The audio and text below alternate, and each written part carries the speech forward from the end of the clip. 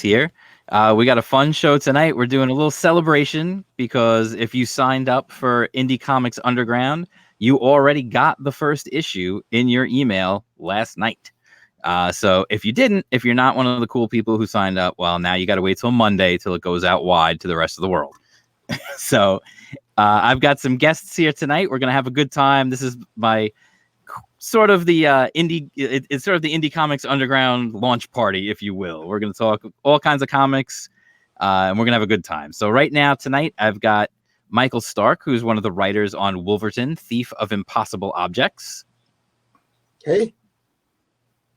And I've got Mike Murphy, who is the author of The Gods Fear Me. Hey, everybody. Happy to be here. So first, let's just get started. Why don't we'll start with Michael. Michael, why don't you give us just a little background on yourself, who you are, where you came from, how you got into comics? Oh, gosh. Okay. Elevator pitch, totally unprepared. I'm a former screenwriter and had back in New York and was doing quite well, and then suddenly had gotten very ill to the point where I was given a month to live. And I used that month to live to tell everybody in Hollywood to, what is the rating of this podcast? If you need to let it fly, you can let it fly. Oh, okay. Well, I told assorted, extremely important people to F you. And I don't even remember doing it, but, because I was probably not in my right mind when you're given a month to live. And then, so I don't die. And so my screenwriting career totally dissipated. But the whole journey brought me from New York to rural Georgia, and was in church. And that's, the funny story of how a Jewish kid from Long Island became a minister in a small Georgia rural town. But, that's another story.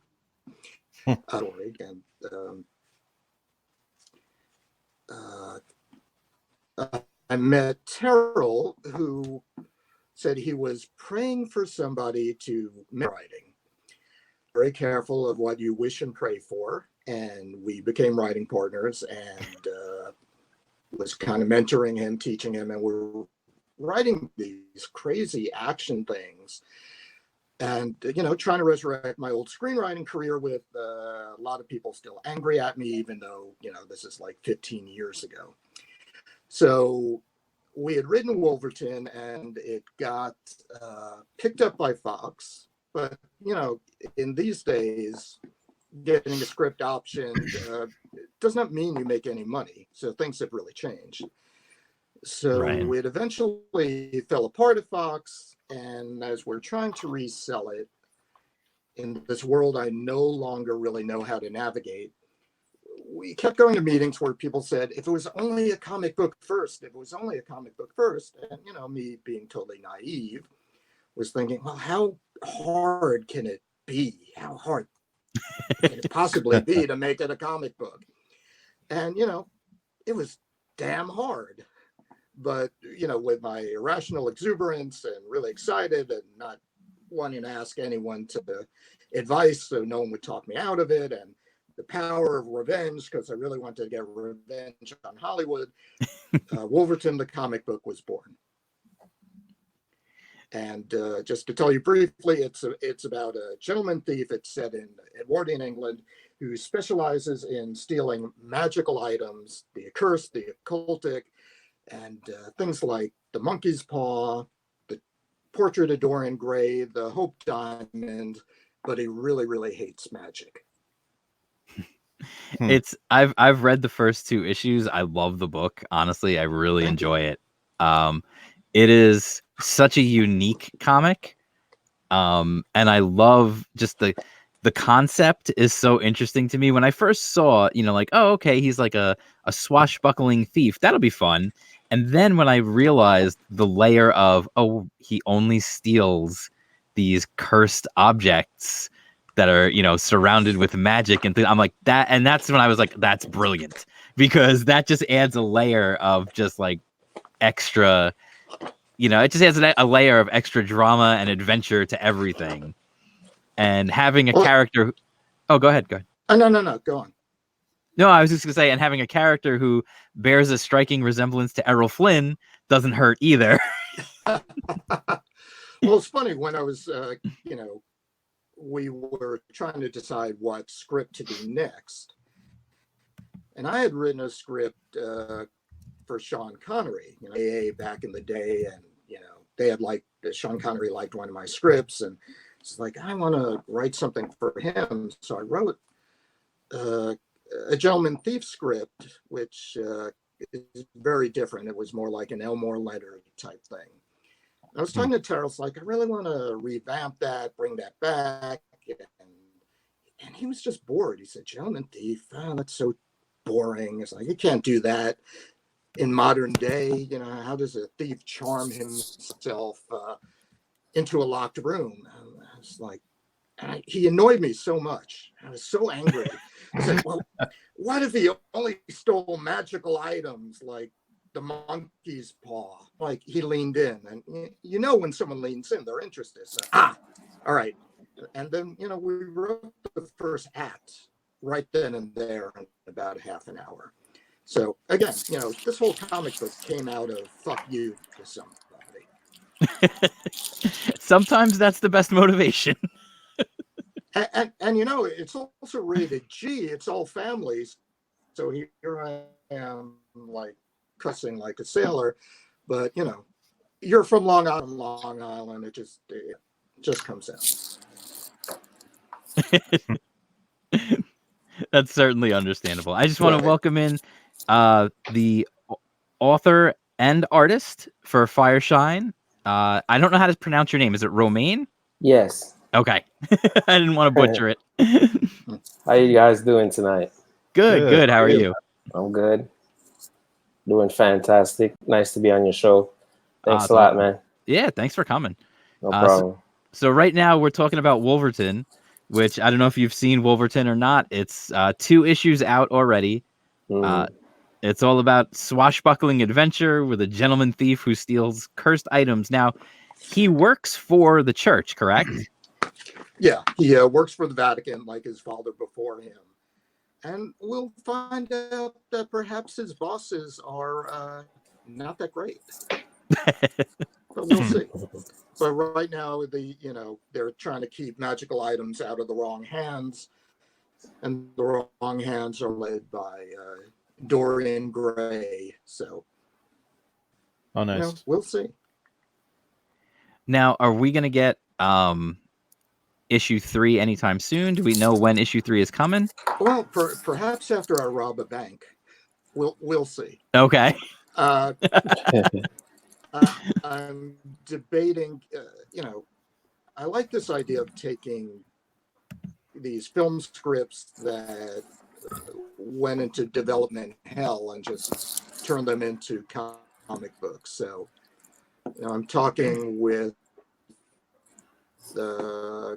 some of our art team about doing a very black and white version of Silverton, but dark. So I'm playing with that idea. Okay. I'm as anybody who follows my channel knows, I'm a big fan of newsprint. I love Alterna Comics and what they do with their books. So if you want to put something out on newsprint, I'll be happy to read it. I just want to welcome in Sweens. How you doing, Sweens? Hey, what's up, guys? Can you hear me okay? Yep.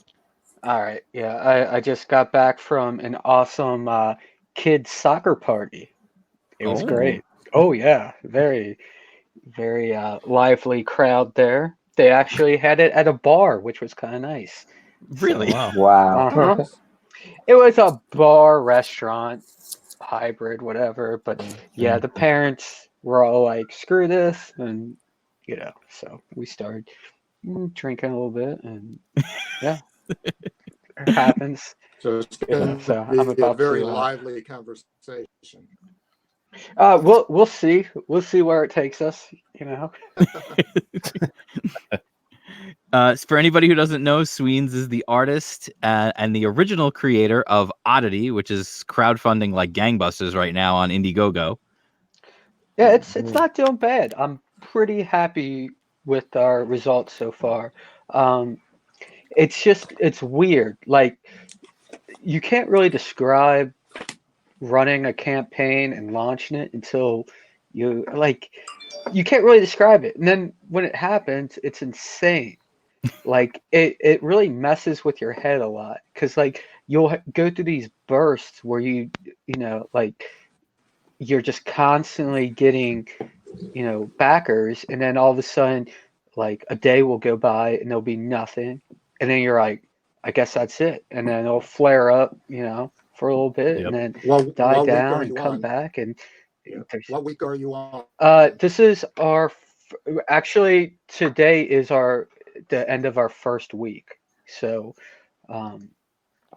yeah, Okay. we're not doing too You'll see shabby. there ebbs and flows, and Yeah. the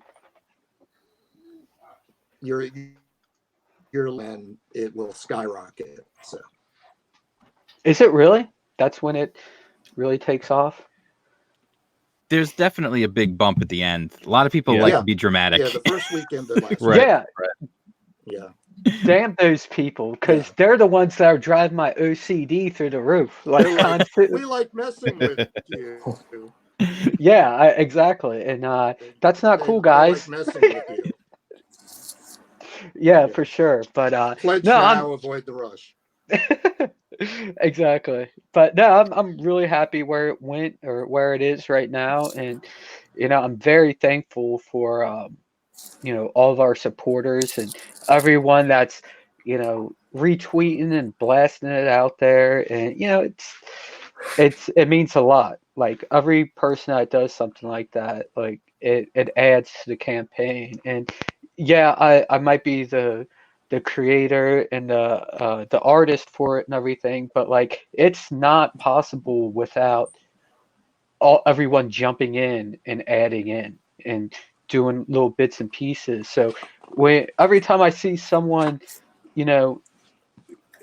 do something for the campaign, like I make sure that I give them a thank you at least. And then some of the people that really contribute a lot, like I end up I do a sketch for them, or something like that. Like I'm always trying to do something a little extra for people, and try to boost the excitement for it and get people excited to be part of this, because it's not just my project, it's the whole group. Like everyone that jumps in and adds in, it's their project as well. And it's a humbling experience. I feel very vulnerable, but the beers help. Now, Michael, you did a Kickstarter for Wolverton, right? Yeah, no, we did too. So I know what Sweens is going through, and it really is a full-time job for that month to put it together, to get the press out, to keep momentum. That first week is great, and then you're going to have this, not necessarily you, but everybody else. You get a plateau, and you're going, oh shoot. Yeah. Uh-oh, what do I do? What have I this done is wrong? the end. And then, like people know. So it's hard. I mean, and again, it is a lot of work, and you have to keep up with it. So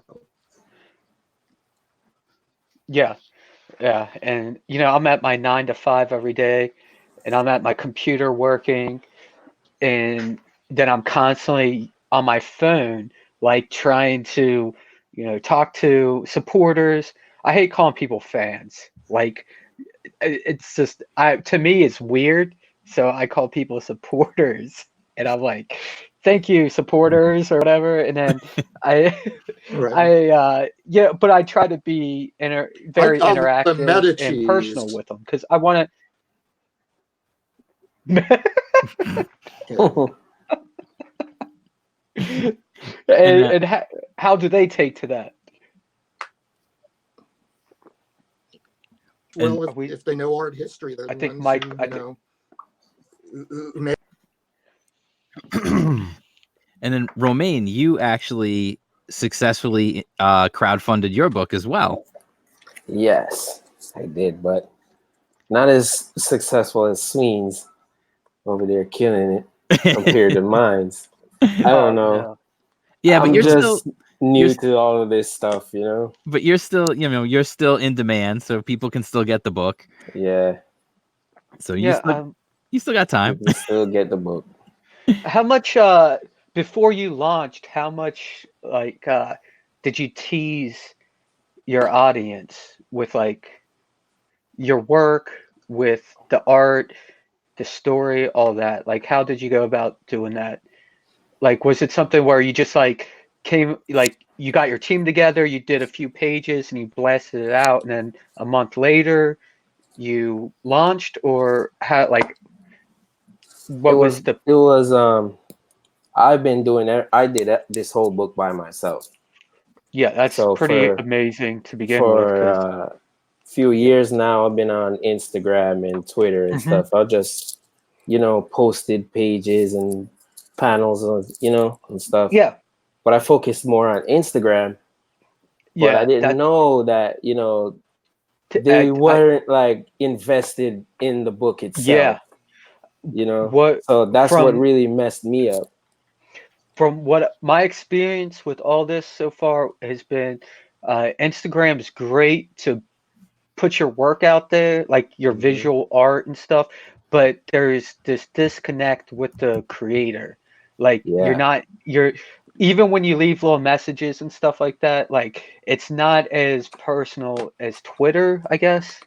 Yeah. Yep, that's definitely And right, man. and with Twitter, like Twitter lacks with promoting the visuals, but it promotes your personality and the type of person you are much better.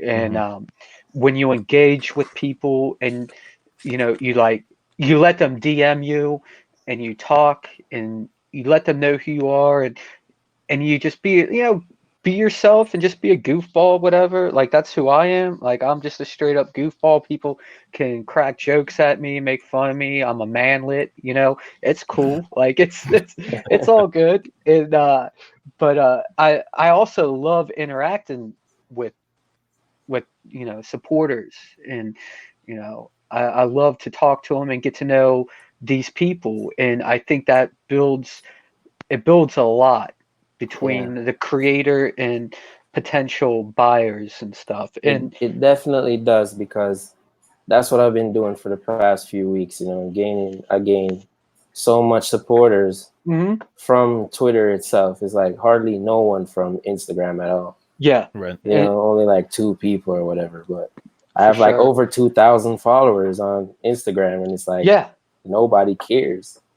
yeah. know, It's It's I don't sad. know.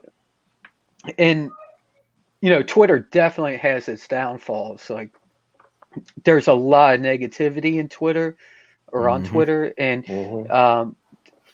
from my experience, like I see that negativity. I see people posting stuff up all the time that really grinds my gears, and I want to sit there and fire off this salty response to their stupid post, whatever.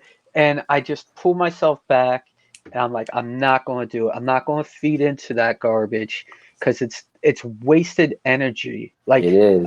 everyone only has so much bandwidth to work with with themselves. Yeah. And when you're sitting there engaging in these pointless arguments with people and creating drama and stuff like that, like yeah, drama sells for some people, but someone popping up grassroots, it's like it's just not worth the time and energy.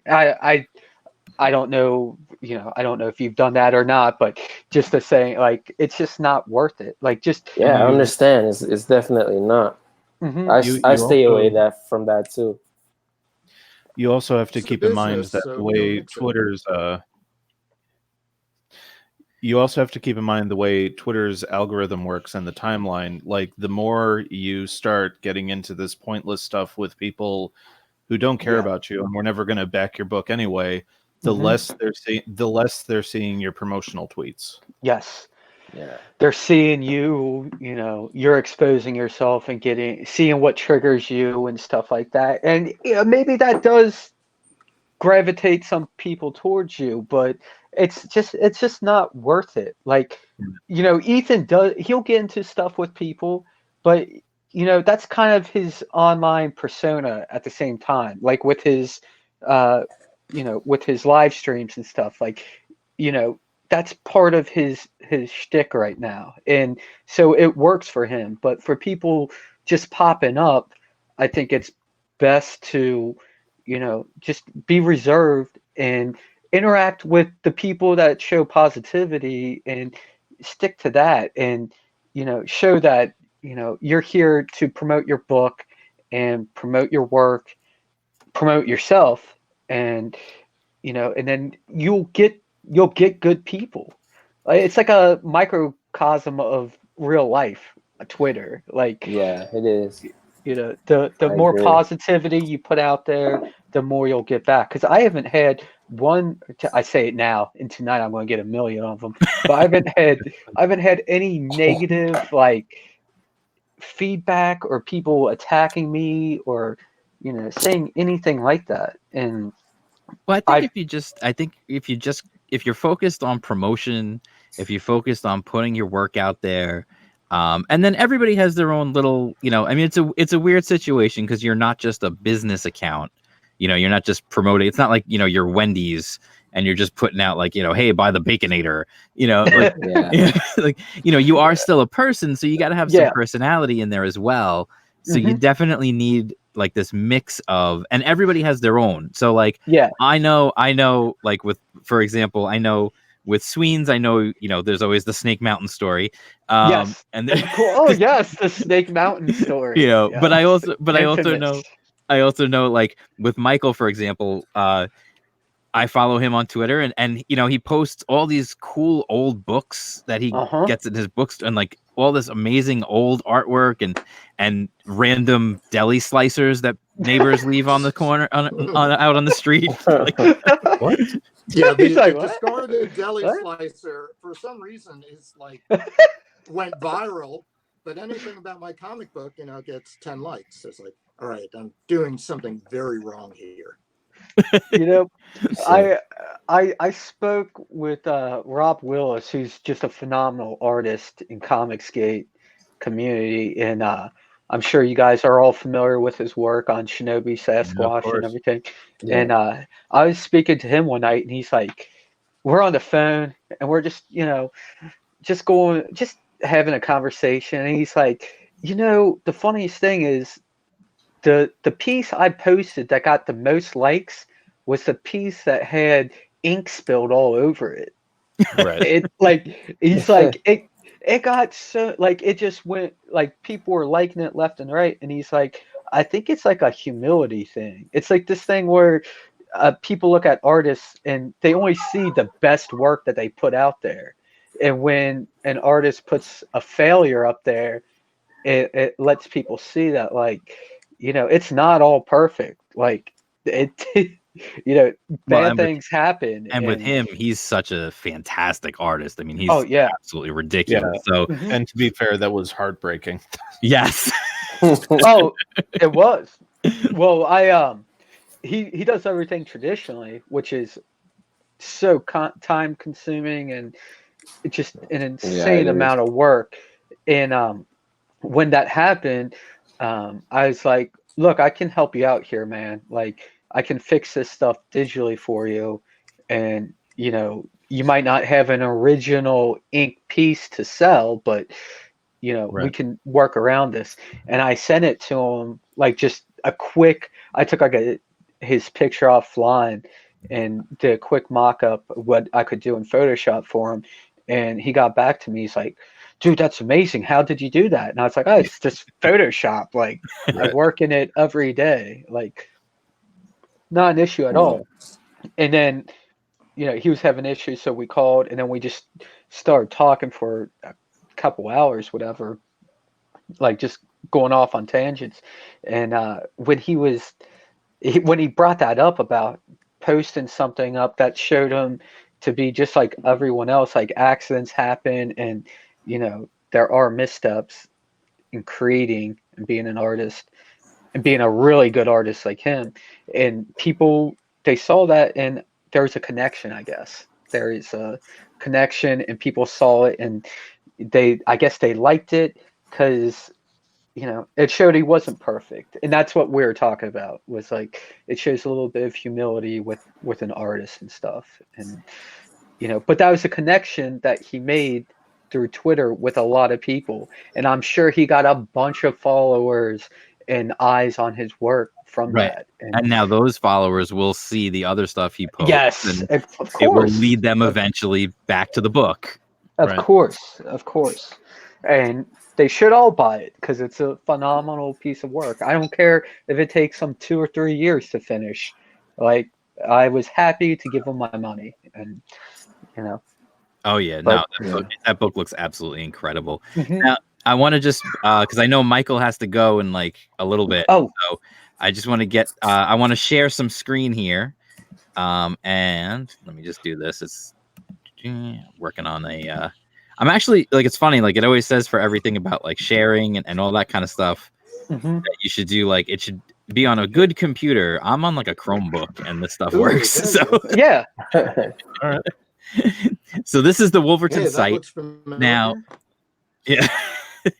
Now, for anybody who doesn't know, who just got into the stream, Wolverton is a comic book. There's 2 issues out about a gentleman thief who steals cursed objects. He works for the Vatican.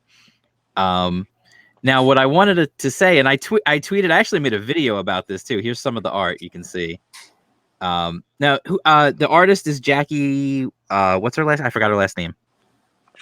Oh, this is great. Gee, I forgot too. Jackie Lewis did the second issue. I looked it up. I'm sorry.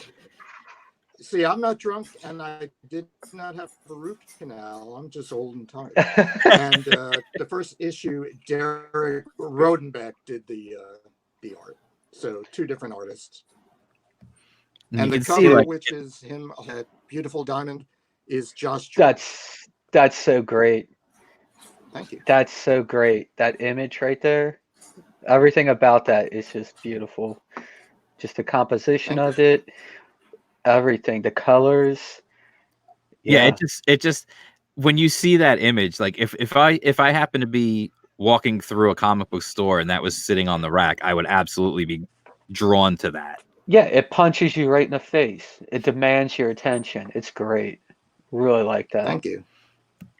So yeah, the art in this book is really great. I love the first cover too. This is the cover of the first issue. Whoops. This is the cover of the first issue down here with the monkey's paw hmm holding, and that's a great, like, That's it's another solid. great cover. Yeah. And I know it might not be the popular belief, whatever. I think covers, at least for me growing up, covers sold books. Like Oh, yeah. covers is what Oh, yeah. sold me on a book. Like I could look at a book and I'd be like, the story's garbage, the interior art's garbage, but I'm going to spend, $3 for this cover. Like I would do that. Like no issue at all. And both the covers are phenomenal. So, and this one right here, yeah, Thank you. it tells you such a story. It's such a solid illustration. It's great. Yeah, no, both issues are fun, which is one thing that I always look for in a comic book. I know I say it all the time, and I know it sounds silly, but I want, some things can be dark and serious, and that's fine if that's what it's going for. But sometimes you just want something fun, and I feel like so many people just don't get fun right.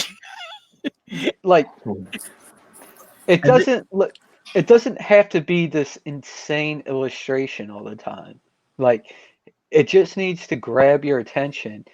And like this with the yellow background, and then you look at his eyes and you look at the eyes and it takes your eyes directly to the diamond, and he's got the smirk on his face. Like, it tells you a story within, very few elements, and that's what you want on a cover. Like, it intrigues you, it draws you in. If I saw this in a comic book store, I would immediately go to it and I would buy it just for that image. And We have to get it that's into what you more want comic for a book cover. stores. Yeah. Well, that's the thing, though. It's like, is it? Do you really need to get it into a comic book store, or people are doing it without comic book stores these days, and Yeah, I love well, comic book stores. there's comic book. Yeah, but there's comic book Twitter, and then Yeah. there's comic book buying world, and Mhm. you have to get it out there. And Yeah, I'm in of course. Atlanta area, and I've been Willy Lomaning it everywhere. And the first issue we did get shops all over, the states. Got them on California, got them in, various places. And unless the store is promoting it, it's a tough sell. So you got to do both. And Yeah.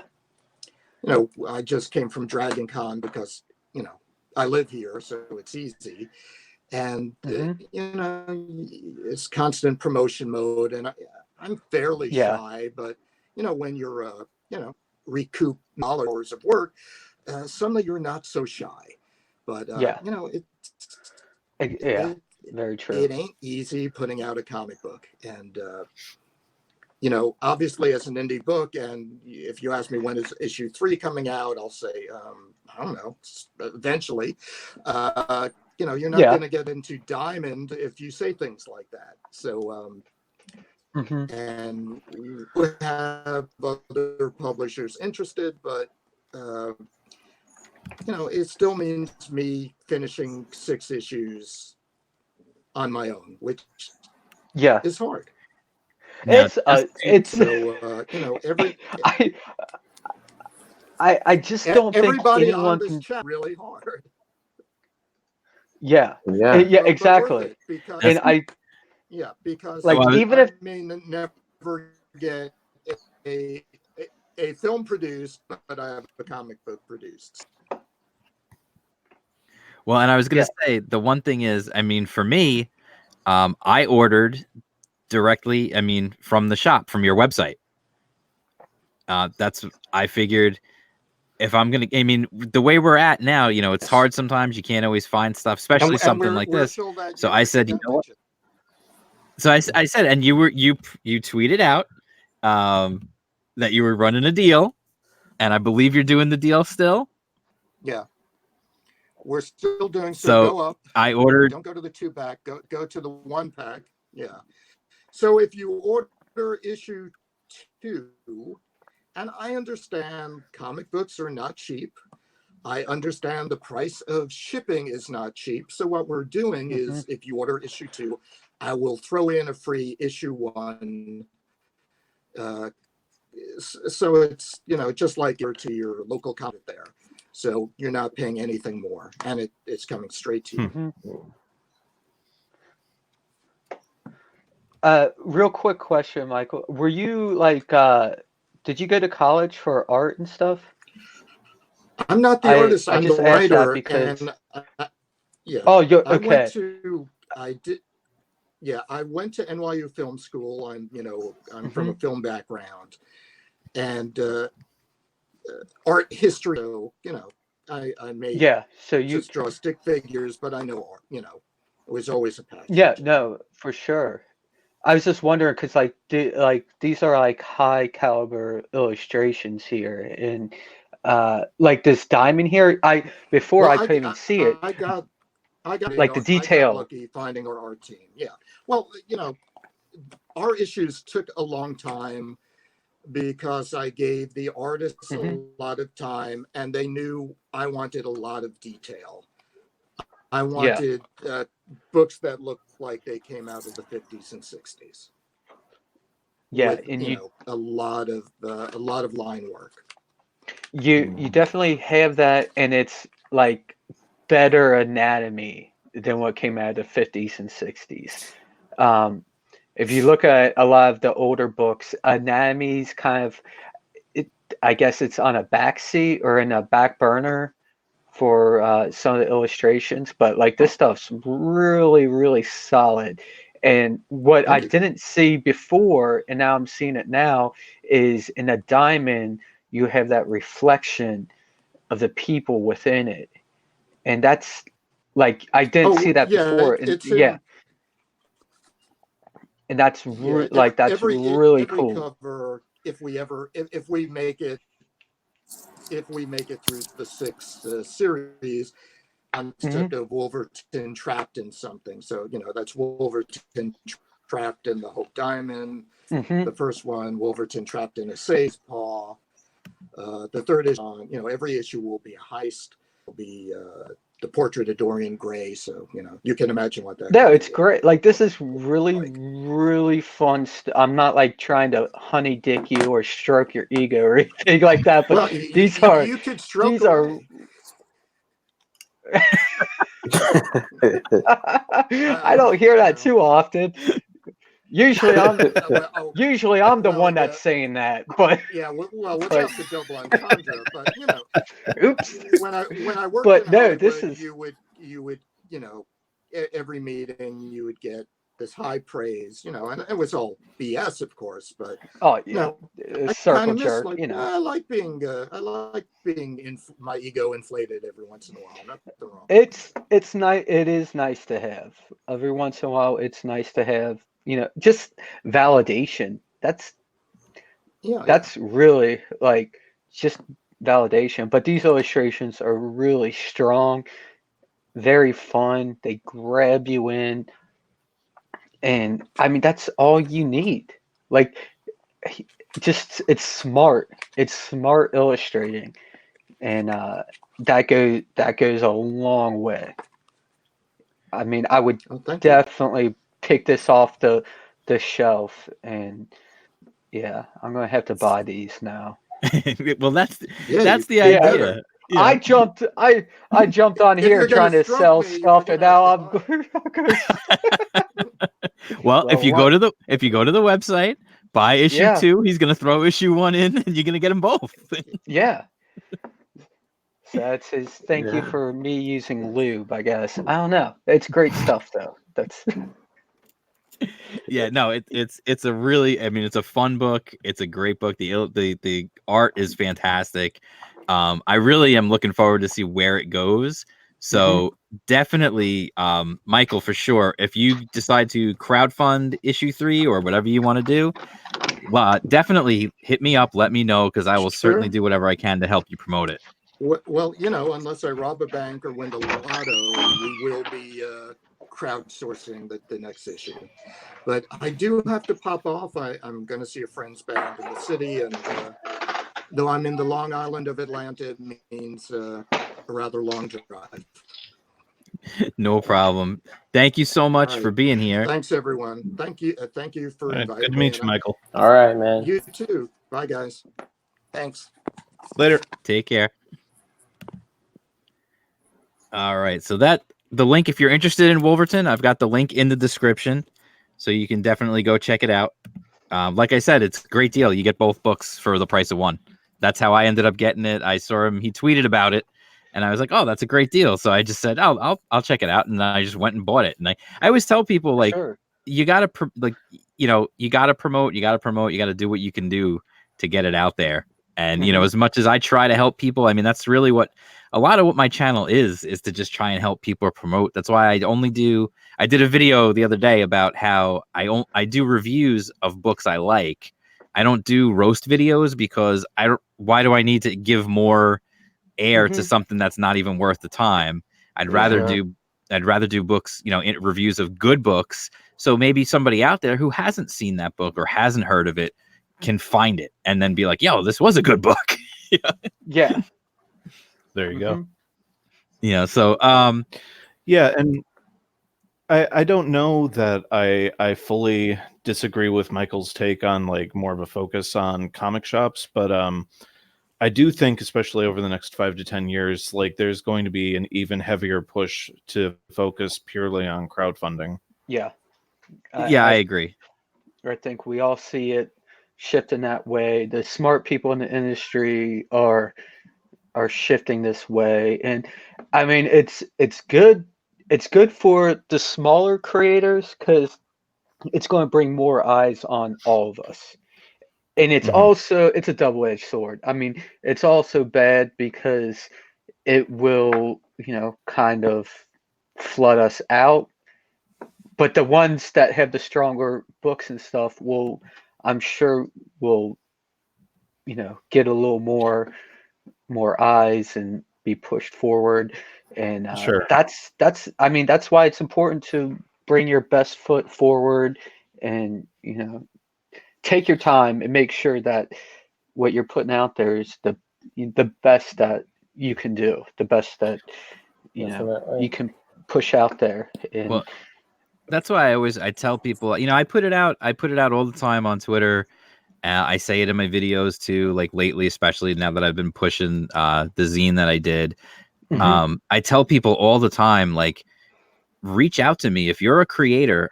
I might not know your book exists. I mean, the internet's a big place, so yeah, like, Definitely.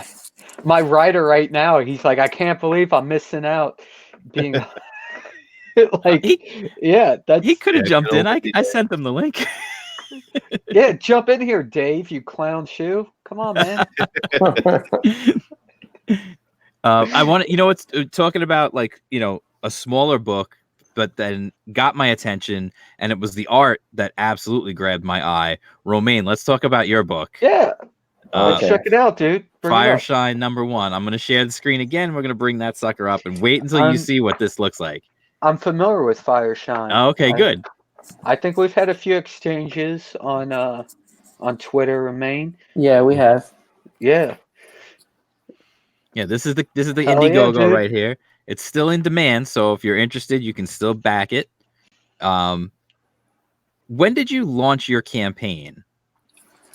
When was it? I think in July. I Okay. believe it was in July. Yeah. Yeah, I only really found out about it just recently. And when I went to the campaign, I'm like, oh, it's already over? It's like, how did I miss this? But that's what I mean. The internet, it's so Okay. freaking big. There's so much stuff. Like, Mhm. it's hard, So like, I'm gonna scroll down Like here. I Just started look at from the this. bottom. I didn't know anybody. I had to really build up and really network. Mm-hmm. Yeah, I had to learn all that stuff because I thought, doing it on Instagram, as I said before, would have helped me, but I totally neglected Twitter this whole time and not knowing that, it's far more personable on Twitter. For Yeah. sure. Right. So for real.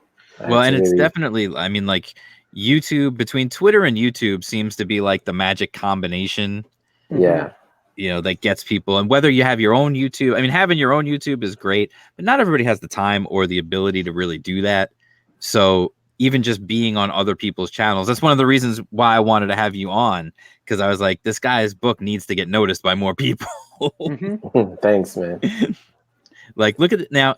I gotta ask, you're doing all this. Is this colored pencils? Is this markers? What is this that you're using? That's Prismacolor markers. Yep. Okay.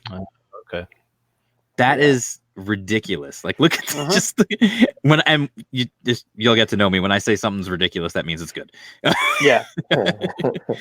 But like, look at that. Look at the amount of like, how long did this take you to do? It's an insane. Man, it's a while. It took me a while. Can't remember exactly how long, but. Mm-hmm. But in fact, I think I tweeted at you once about how long does it take you to do a page, because every page is like this. Yeah. I really wanted to push that, high Mm-hmm. level of detail and, That's cool. gear and everything. Like I wanted every panel. Like if I wanted to make a shirt or some print or something, like I could do that with every panel of the book. Mm-hmm. I really wanted it to be right, like what I was saying for a long time was like HD comics. You know what I mean? Yeah.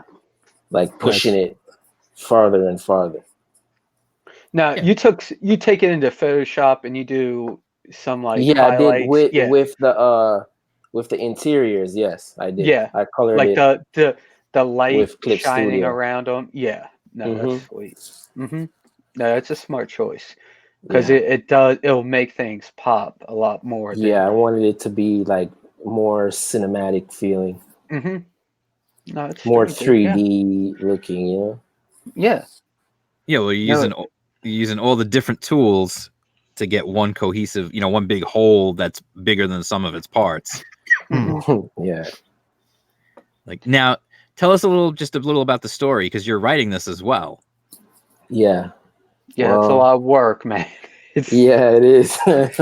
That is. But this has been in my head so long. Like I've written like over probably 200 pages already. Wow. So this is just the intro. I actually wrote like the beginning of when the main characters are born first, and then I kind of like went in the middle of the story right now that you're seeing, kind of like a turning point in their lives where they're being invaded when they didn't ever think that they would ever be invaded because they live on a floating continent. It's like the continent is actually a ship, but their siblings, the big brother Shinra is coming home from a mission. He's been gone for months, and they all decide to, hey, let's jump him. Let's show him how strong we got.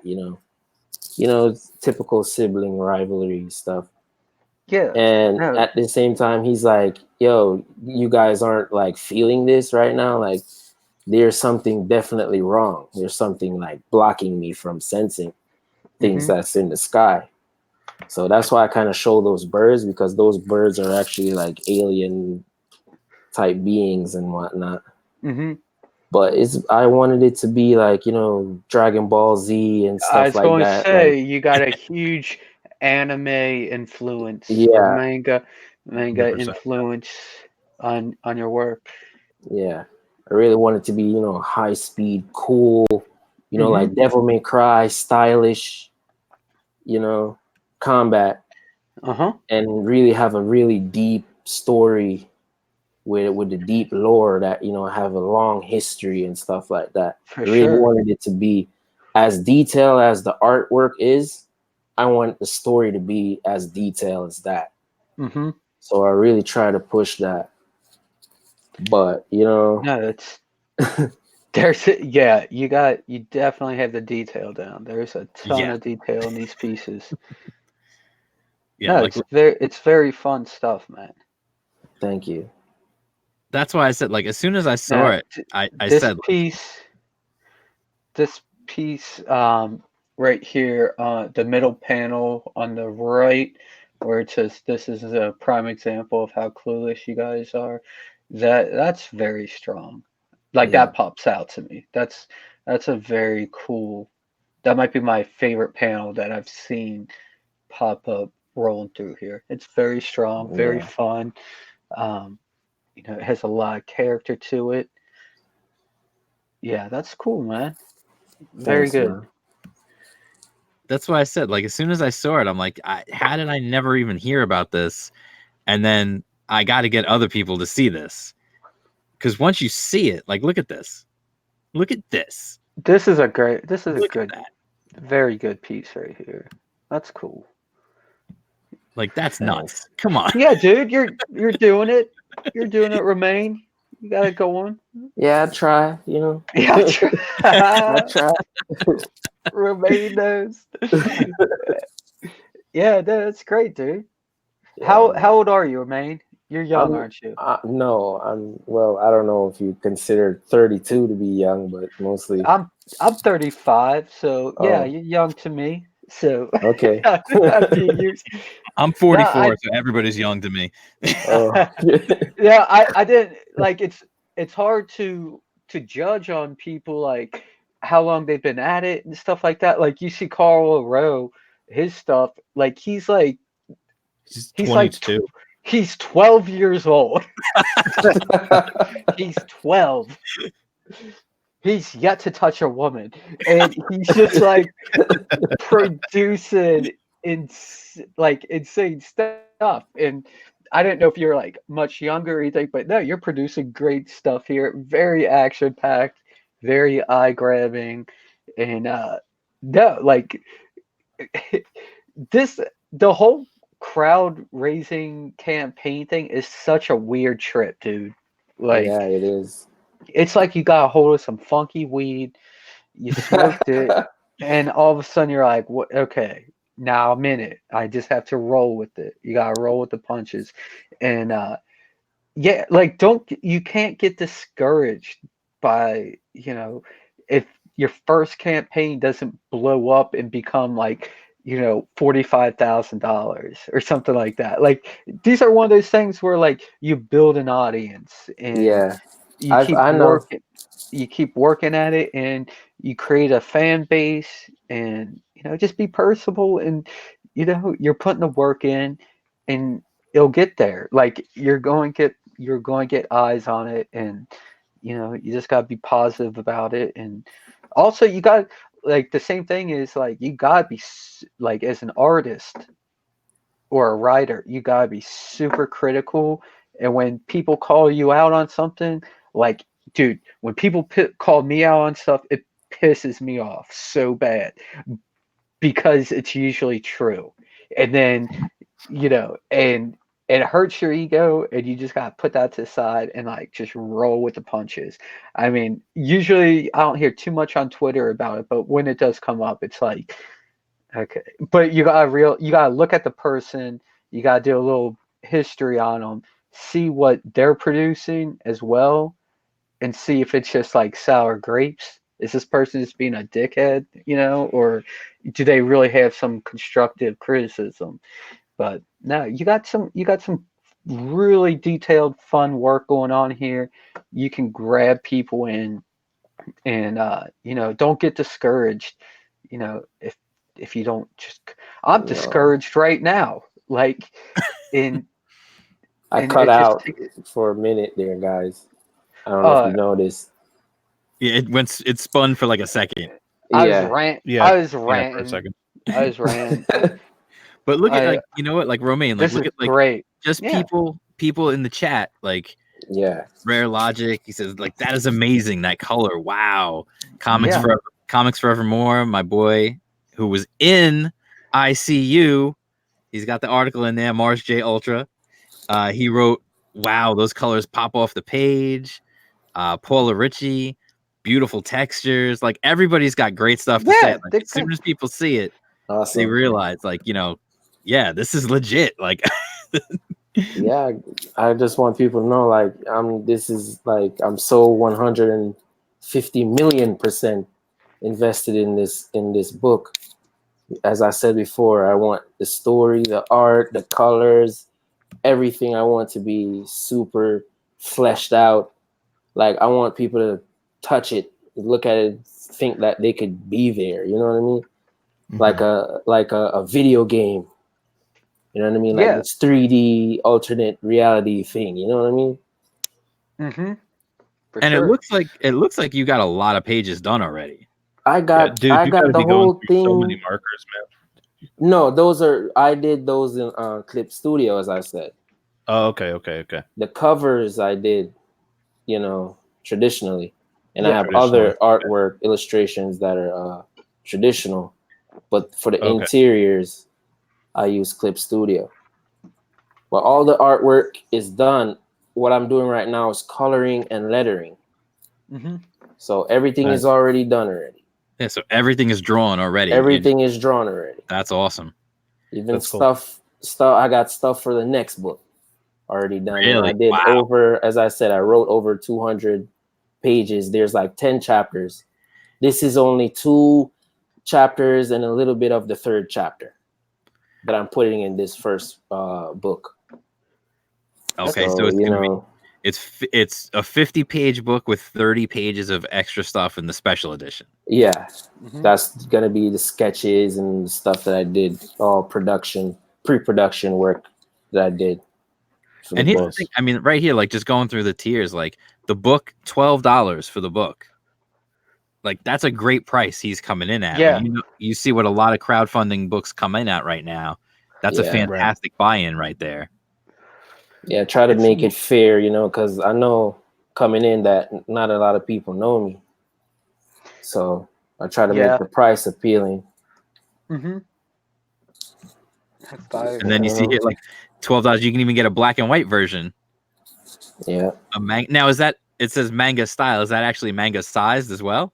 I don't think it would work in manga size though. Okay. You know? Okay. Yeah, I actually wanted it to be a little bit bigger because I put so much detail in Right. it. It's gonna lose it, or it's gonna be muddy, I believe. So I believe it's gonna be like a larger magazine size for these nice. books. I don't think it's gonna be regular size. Nice. Yeah. So again, it's like, $12 buy-in for people is a fantastic deal right there. Yeah.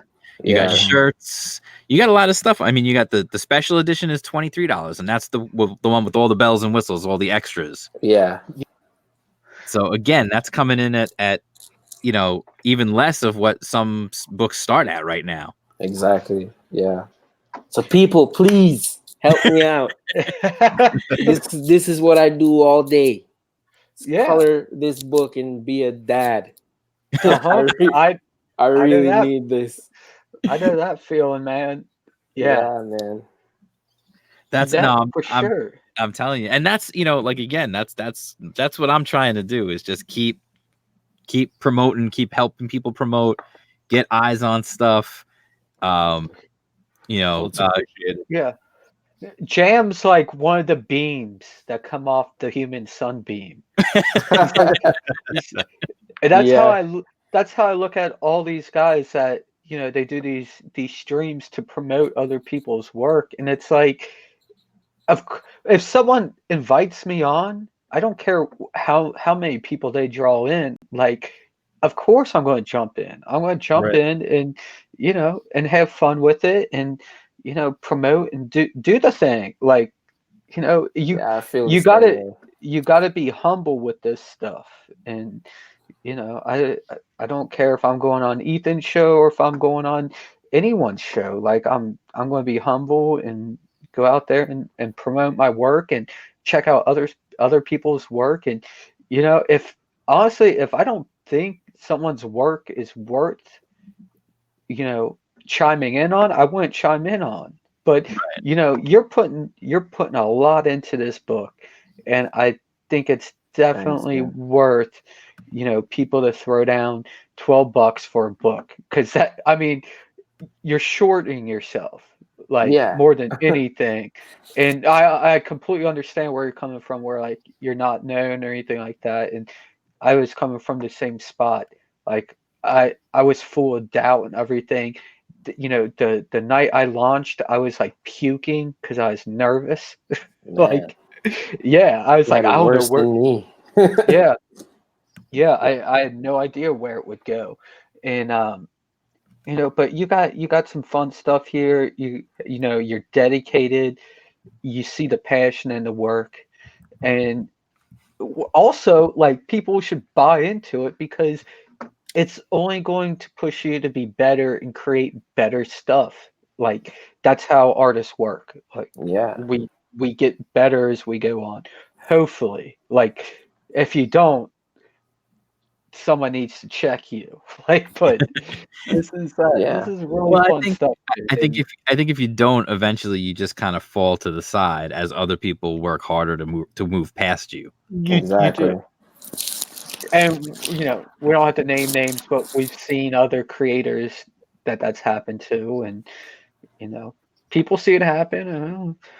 But no, this is really fun stuff, Romain, and you should be very proud of what you're putting together and pushing out there. And it's a very, like I was saying before, it makes you very vulnerable, like when you put out your work like this. And then, it does.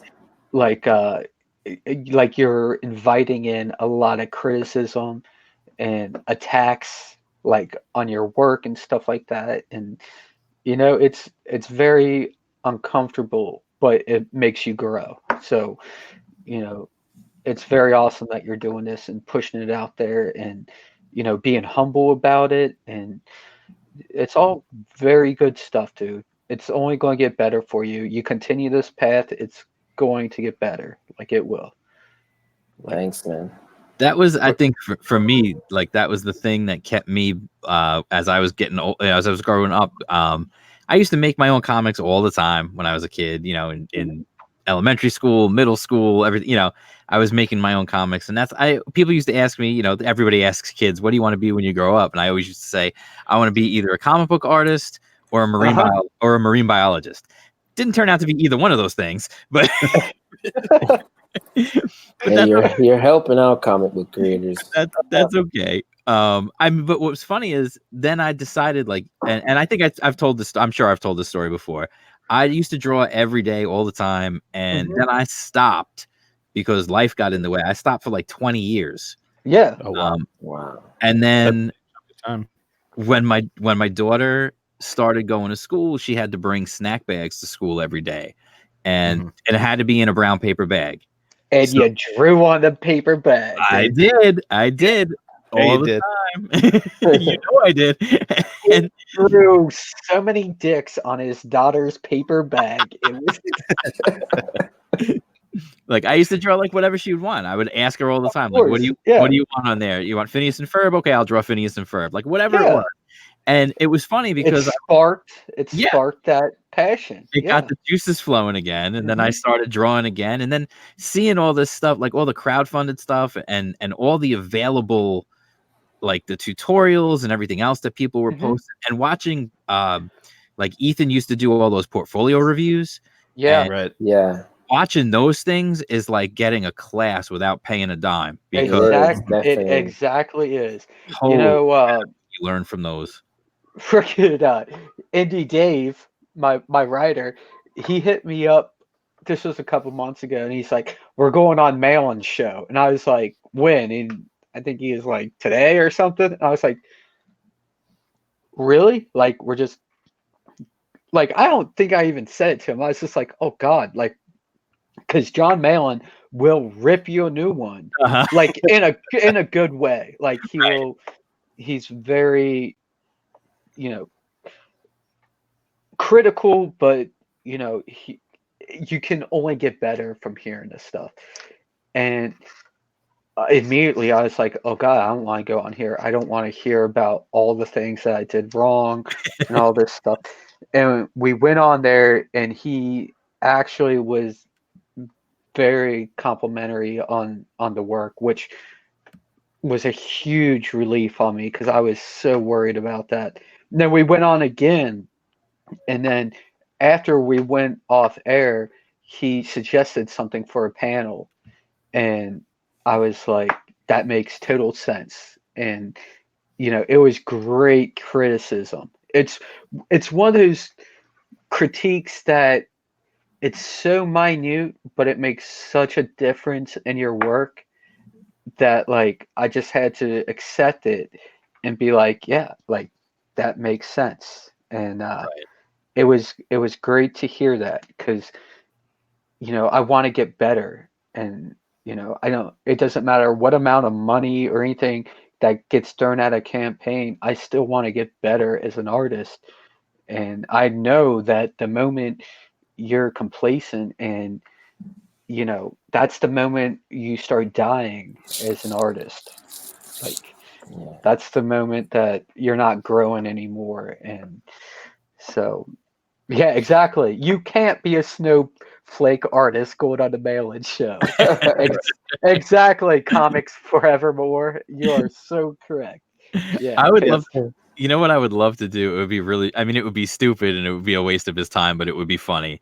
I post I have on my website a bunch of the comics that I made when I was a kid. Like I kept all the comics I made when I was a kid.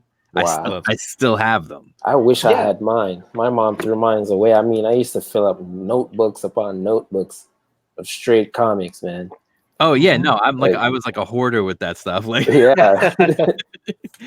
And I have so many of them, and I haven't even shared them all online yet, but I put them on my website. That was one of the things I felt like I needed to put those out because they're bad. Like I needed those to be out there just so people can say, so people can see, and I can be like, you see that now, and I've grown so much as an artist, even in just the last year, because I'm older now. I have the patience to actually do things the right way. Whereas as a kid, you want to just rush through, and you want to just get to the cool stuff. Yeah, exactly. But I would love to go on Malin's show and have him critique one of my old comics that I made as a kid.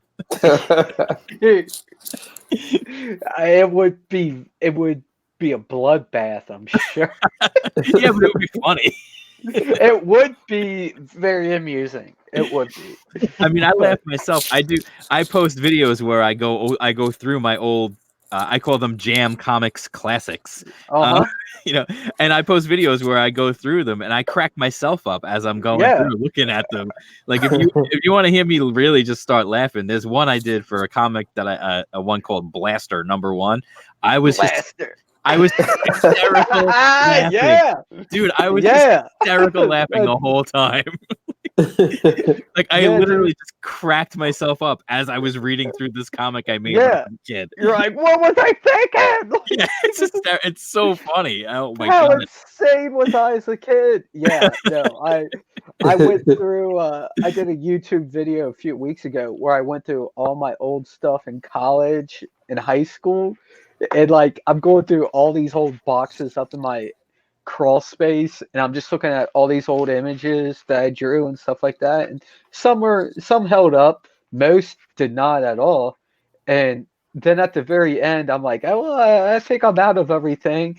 And I completely forgot I put this in that bag. But I look over, I'm like, oh, there's a bag of old, oil paintings that I did. So I go over and I open the bag up, and right there in the bag is this giant bong that I had. And I was like, oh, there's a giant bong. I was like, well, there you go. Giant bong chilled in the bag. And I pulled out my paintings and started going over it. Like, yeah, whatever. So I smoked a lot of weed in college. It happens. Whatever. So for everybody in the chat, just to get back on track real quick. Yeah, right. Fireshine, the link for the Indiegogo is below. It's in the description. Click on it. Go over there, back it, give them some love. I mean, the buy-in is right there. I mean, come on. Like you're looking at this. Like, and I definitely Romaine, I'm definitely gonna do something in my next issue of my, so I don't know when you're closing the campaign, so keep it open at least a little while longer. I will, because I want to put something. I want to definitely do something in the October issue of my zine that I'm doing. Okay. So even if it's just a little blurb, I want to do something just so more people can see it. Yeah, definitely. Man. Get it out there. All right. So now we're gonna move on. I know Murphy's been very patient. Well, actually, it's all good. I can call him Mike now because we only have one mic in the room now. And he's working on a book. He's got crowdfunding right now. The Gods Fear Me Book 1. And you don't understand how you had an instant for me, like just an instant, okay, I'm in. The minute you announced who was doing your art. That's awesome. Thank you, man. Yeah, Kristen is a beast, man. Ever since I read Trespasser, I've wanted to work with him. Christian Rossi, the artist, he did Trespasser, and he's doing The Gods Fear Me. He's also got Voidwalker coming out through Alterna Comics. I think it comes out this month. I don't remember now. But yeah, this month because he's already previewing stuff from #2, so it's got to be soon. Okay, yeah, I know it's definitely soon. I just didn't know exactly when. With Alterna, they just got screwed on that one shipment. It was late and everything else. Right. But yeah, Christian's art is absolutely just phenomenal, and he's doing all the colors as well, right? We're still figuring that out right now. So basically, like what we had to figure out was like between Voidwalker and some other stuff that he's got going on, his schedule is all over the place, and we're trying to work out, like, are we going to do the flats here in-house at Chibi Comics and he'll do the finishes? Is he going to do the whole thing by himself? We don't quite know yet. Okay. Because his coloring on Trespasser was fantastic too. Yeah, yeah, Like yeah. his That art, is I'm- gorgeous. yeah, no, his art. I mean, he's a fantastic artist. I'm gonna just share the screen again, show the campaign, so everybody out there can see what I'm talking about here. Let me just pull it up. Mhm. All right, so this is the campaign for The Gods Fear Me, Book 1. You've got 20 days left on this one. It's 32 pages. You want to give me the quick pitch on what the story is? Yeah, you got it, man. So The Gods Fear Me is equal parts Lovecraft, cyberpunk, and adventure stories in the vein of The Rocketeer. Kedzie, a one-armed android, is on a quest for vengeance across the wastelands of Earth. She's searching for the alien god known as the Puppet King, who destroyed her arm. During her journey, she crosses paths with a young boy named Brian, who might just be the key to saving what's left of mankind. And it's at this point that she has to decide between following her programming and chasing her thirst for vengeance. So we've got like a sort of a post-apocalyptic sci-fi with weird tentacle monsters. Is that what I'm seeing here? Yeah, yeah. Like this is like post apocalypse. Like I just straight up call it like post invasion, because at this point like 70% of mankind is dead. Okay. Yeah, like there's not even it's not even still a battle or a war, a struggle. Like it's over. Gotcha. So yeah, what's left of mankind has kind of been placed into cryo sleep, and androids have been rolled off an assembly line and march across what's left of the Earth, trying to take back the Earth and, restore it to so that what's left of humanity can, come out of sleep. Okay, now I have to ask, because inquiring minds want to know. This Yeah, what's panel right here, Uh, there is a censored and an uncensored version. yeah, the book the book is very definitely mature readers.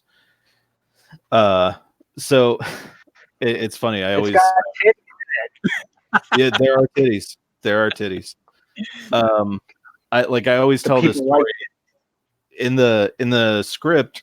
I was trying to be like very PG-13, and I'm like telling Christian like, hey, angle it this way so we can see, but not really see. And he was just like, F that. And that's what I got back. And I'm like, all right, man.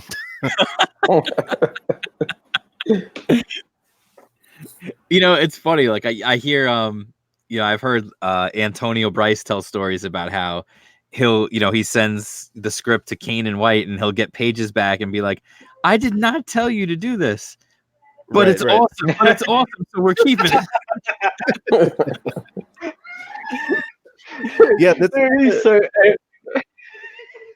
that's kind of how it is, man. Like you just, when you're working on a comic, like especially if you're just half of the creative team, like you have to allow the artist or the writer, like whatever your role is, you have to allow them to have an equal amount of input as what you bring to the book.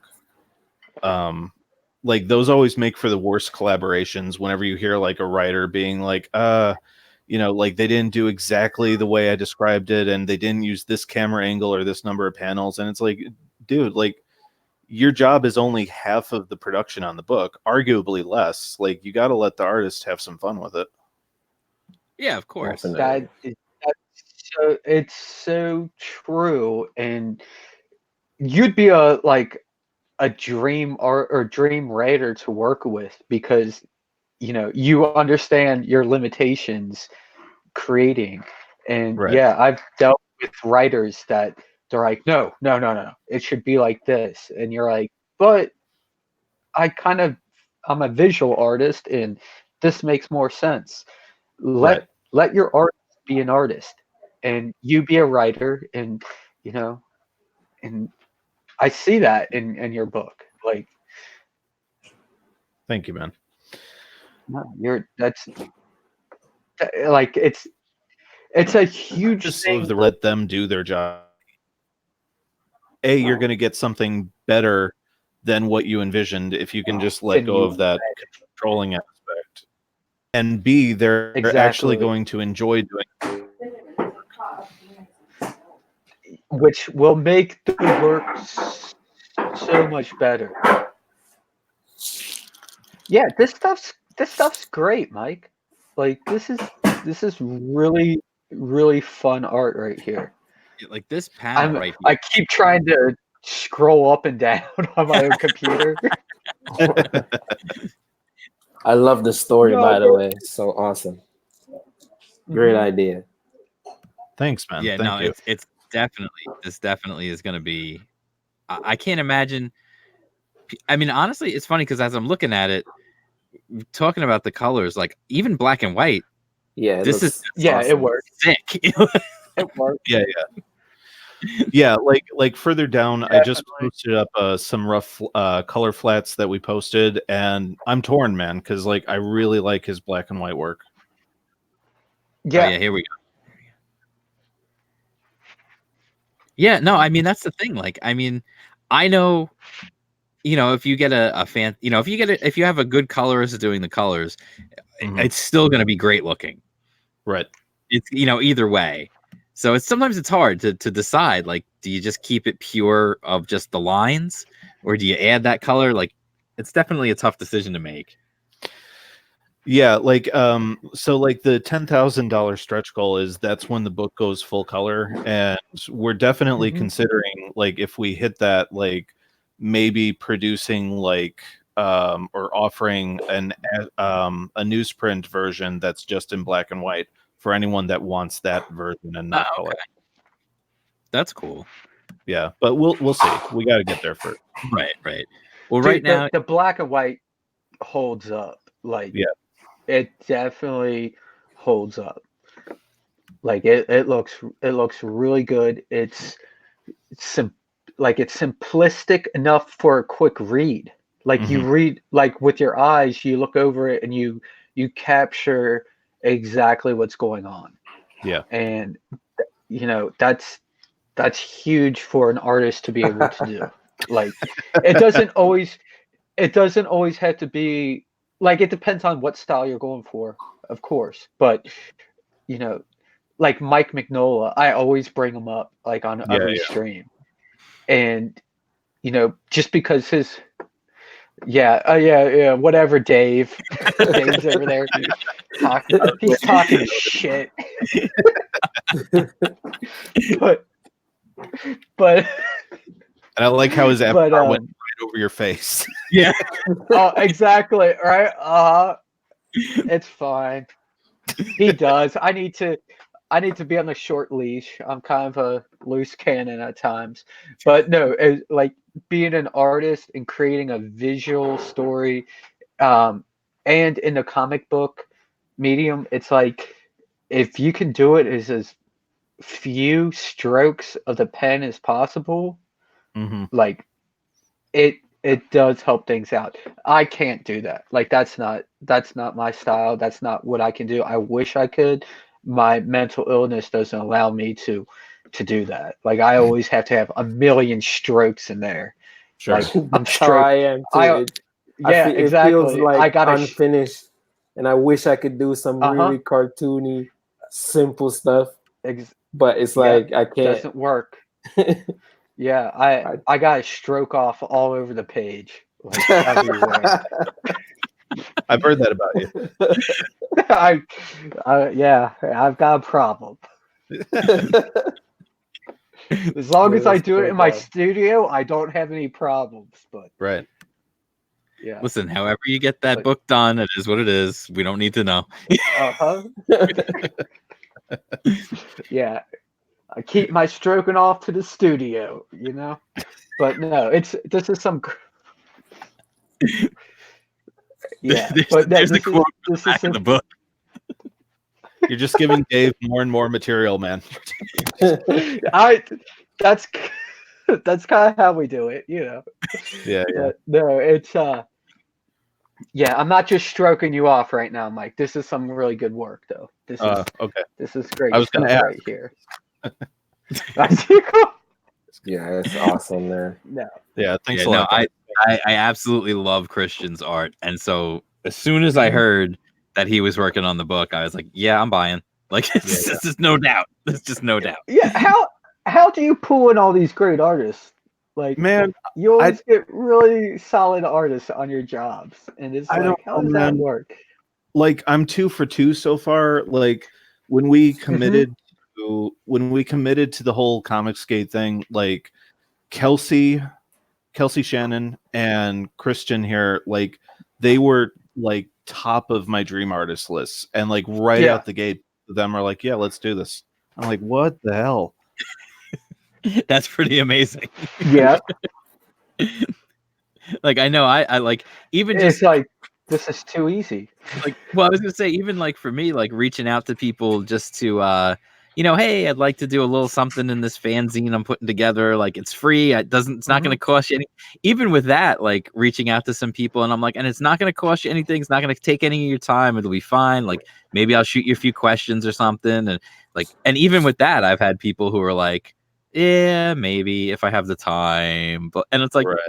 all right, like somebody else is gonna do it. So okay. Yeah, but Yeah. that just comes back to the whole like you gotta be humble and just walk around with your hat in your hand, man. Like Yeah. one part of running a business is you're asking people for money, and like whenever It you is. turn away somebody or whenever you snub somebody, or even if it's just perceived rudeness, like you never know when that's going to come around and bite you in the ass down the road. Exactly. That's exactly it.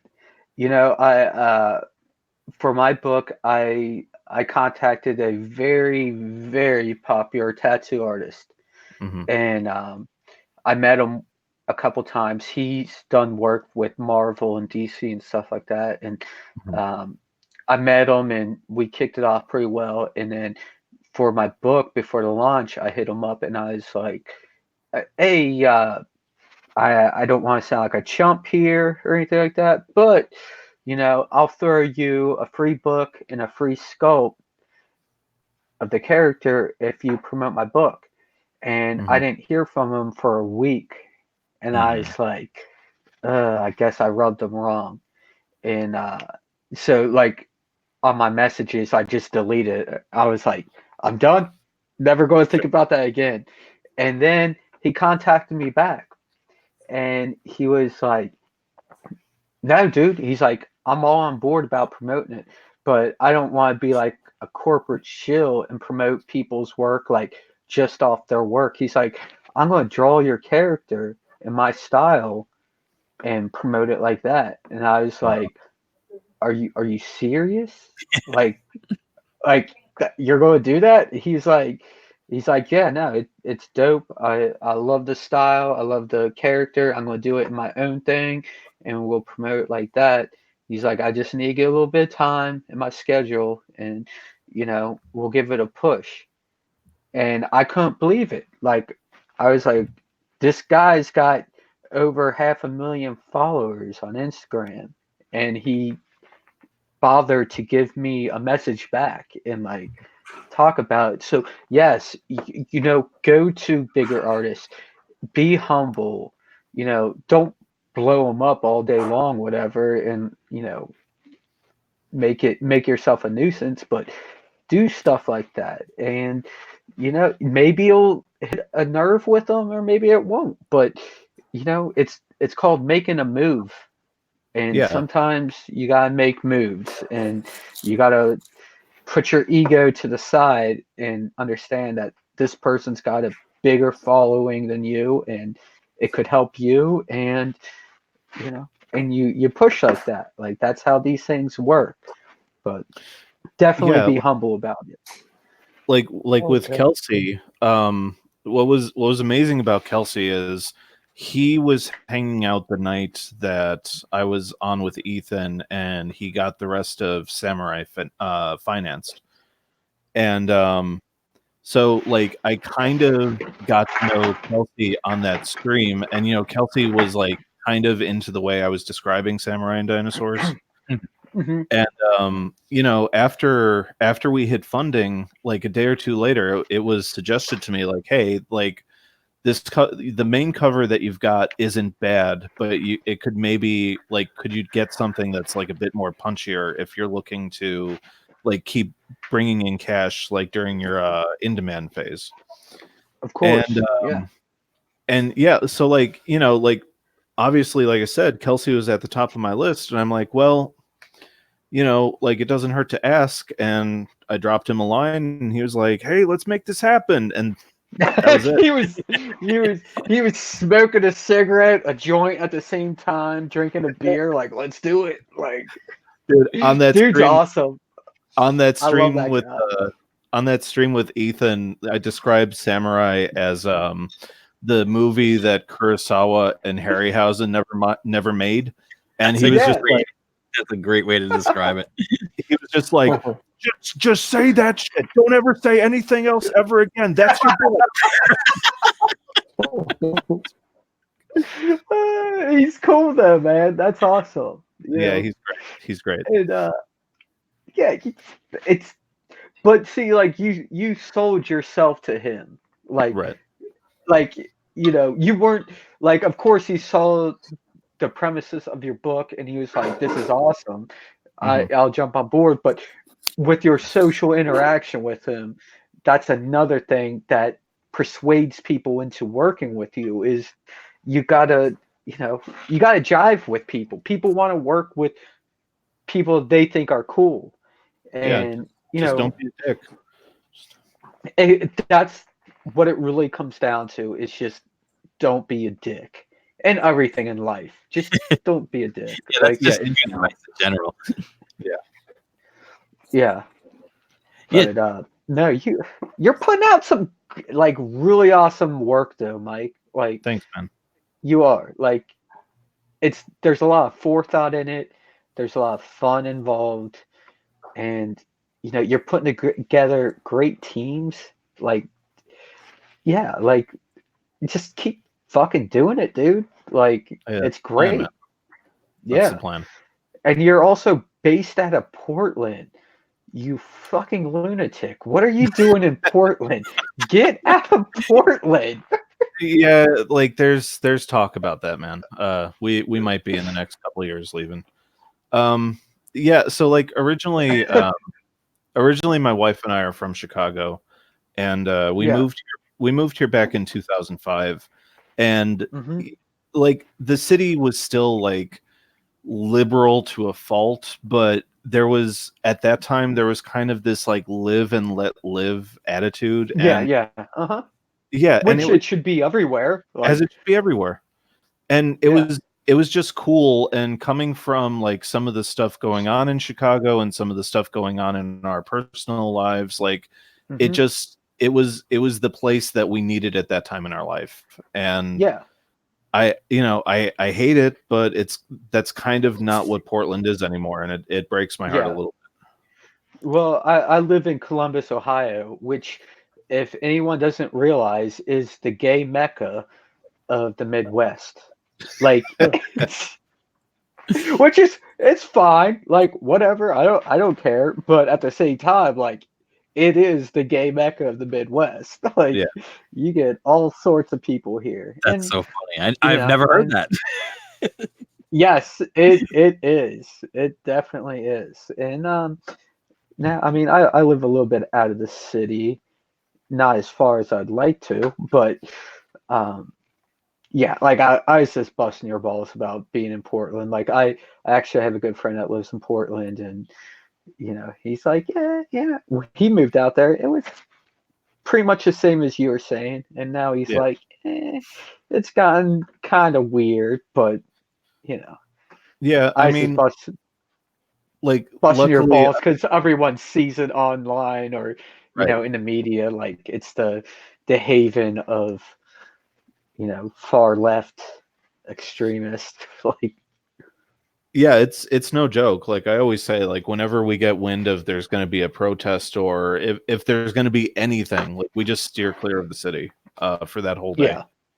But yeah, like like and I know this won't mean anything to anyone that doesn't live here, but like we're in the southwestish area, which is kind of just far enough outside the city that like it's kind of like living in Portland, but you're kind of living somewhere completely different at the same time. And it's nice. And I don't know, like through CG, like, you know, I met up with Narwhal, and we'll hang out once in a while. Uh-huh. So that's cool. Yeah. No, I told other people, like a guy I work with, I was telling him about Comicsgate and stuff, and he was like, "Aren't you the racist group?" And I'm like, Oh, jeez. I was like, "You're reading too much like comic or CB, comic book online and stuff like that." I'm like, dude, I went online the other night with Antonio and had a blast. Dude's hilarious. Yeah, like he is. he went on these rants about time travel, and I was giggling. I sound like a little fucking schoolgirl giggling in the background. I couldn't even say anything. I'm like, what? And he said, I just let him roll. I was like, dude's on fire. Let him do his thing. I was like, I've met more diverse people in this community, which everyone hates to say, than I've met in any other. Like, you go to Marvel or DC or anything like that, you're going to get, you're going to be dealing with basically old white dudes that hire young white chicks, and then they throw in a token minority here and there, and push that book. Like, look how progressive we are. It's all a joke, dude. It's so funny. But no, this community here, man, I see all walks of life, and it's awesome. And I get along with everyone. Like, every person I've met within here, no one's been questionable or said anything outrageous, or and if they do, they get basically booted. Like, no one wants any of that stuff. No, I've said it. I've said it over and over again. Like, everybody who's in this whole group of just being a part of, whether you're making comics, you're just promoting comics, you're on YouTube, whatever it is. Like, everybody just wants to have fun. Like, that's all. Like, we just want to make books and make fun books and do whatever you want. Like, at any point in this conversation, Romain, did you feel like you were being ostracized or left out of it? No. It's an absolute joke. And then these people on the outside look at us and they're like, it's bull, man. I've been seeing this for like almost 2 years now. I've been following CG, and it's like, what the hell is going on? It's like the world's gone crazy. Oh my god. It has gone crazy. It is. Like, the media has put some spell over the masses that pulled this wool over their eyes. They're under some genjutsu, like some Naruto. Yeah. You know what I'm saying? You know what I mean? Some fucking super genjutsu people are under right now, where they're like seeing shit asshole backwards. Like, their asshole is like their face right now. They're shitting out their mouth right now, man.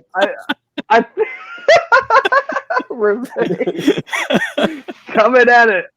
Man, like hard. I said, I told Wenger and them earlier, I was like, yo, I have some words to say. I just keep my mouth shut because I don't want a lot of attention like that. But yeah, I have things to say, man. I got jokes. Wenger's straight up hilarious. Yeah, he's hilarious, man. Amazing. He kills me. He's 100% authentic. Like, he's just like, I'm going to come at you with this accent. I'm going to say what I'm thinking. And you're just like, dude, every time he puts a post up, I retweet it. I'm like, I love this guy. He's too funny. Like, he was the first show that I actually went on. Yeah. It was Wenger's show. Yeah. He was talking about one dude, he's like, pocket pussy. Yeah. Pocket pussy. But yo, that guy is a pussy, man. Like, I watched that guy, his video a couple days ago. I'm like, yo, this guy is like totally psychotic, talking about Tug, like, oh, Tug just took the picture for himself, and look, it wouldn't fall that way. It would fall a Fake different way. Doxel. I'm like, dude, why would he take the picture with his number on his mailbox? And why are you so interested in where the hell this guy lives? Why are you so interested in this? Like, this shit is fucking crazy. Yeah, Like, you're insane. You're talking about us as CGers, like being the haters and all this stuff. Yeah. Like, it's insane. Why you want to know where the guy lives at? Like, he just made the video and said, "Oh, his name is so common that in your school there's at least one or two guys named this." And I'm like, dude, you went that far?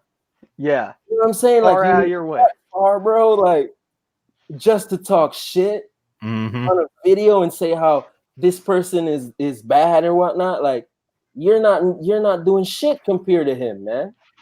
And Man. you want to hate on him because Yeah. he's actually doing something.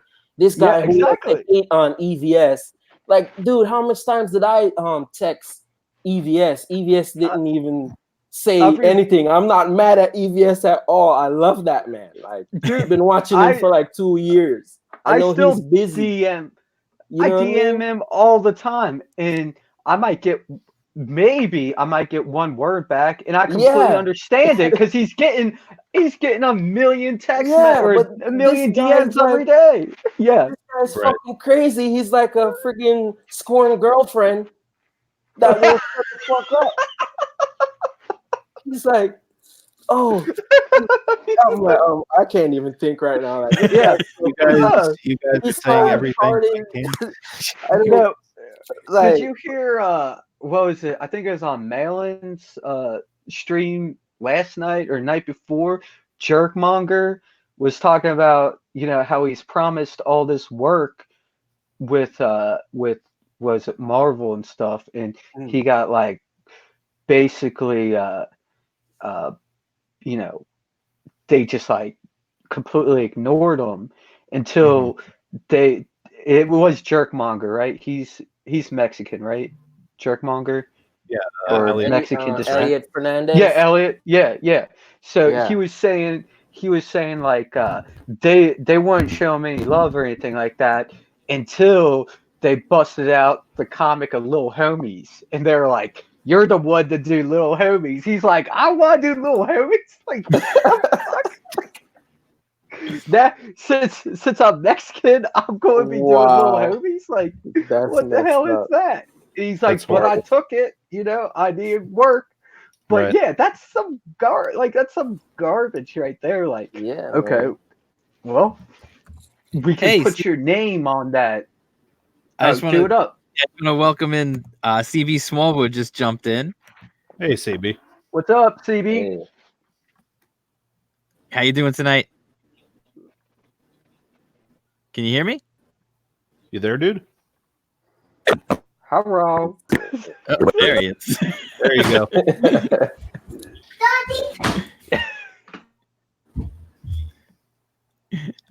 How's it going, CB? What's up?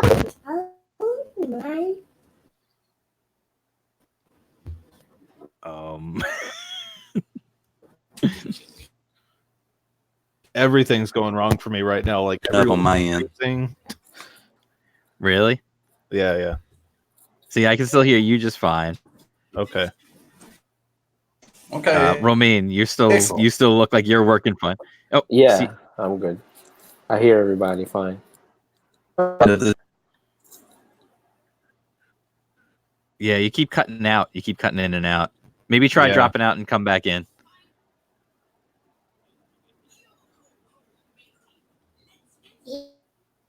Yeah.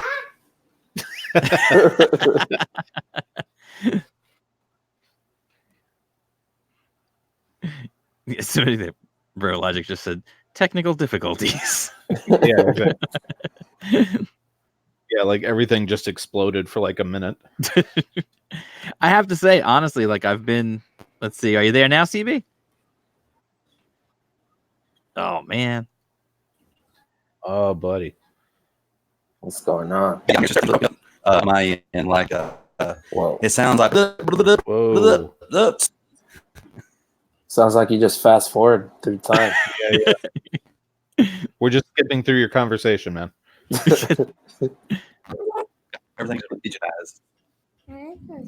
Yeah, everything sounds like crazy.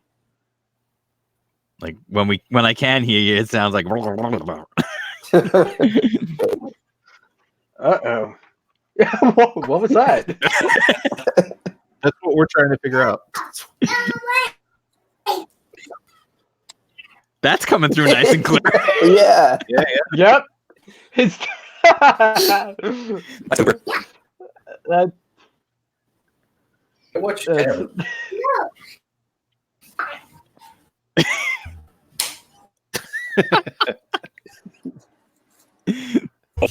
that's hilarious. It was my last. Oh. Oh boy. Boy. All right. Uh-oh. Oh. CB made quite the impression there. Well, if you get if everything gets calmed down in the apocalypse that it sounds like you're dealing with right now, like come back, jump back in. It happens. Kids. Absolutely. I'm predictable, you know, Yeah. being crazy heads. That's But one no, nice. I was looking forward. Yeah, I know. I was Go looking on. forward to it too. I haven't had him on yet, so I was looking forward to it. So hopefully he's able to come back.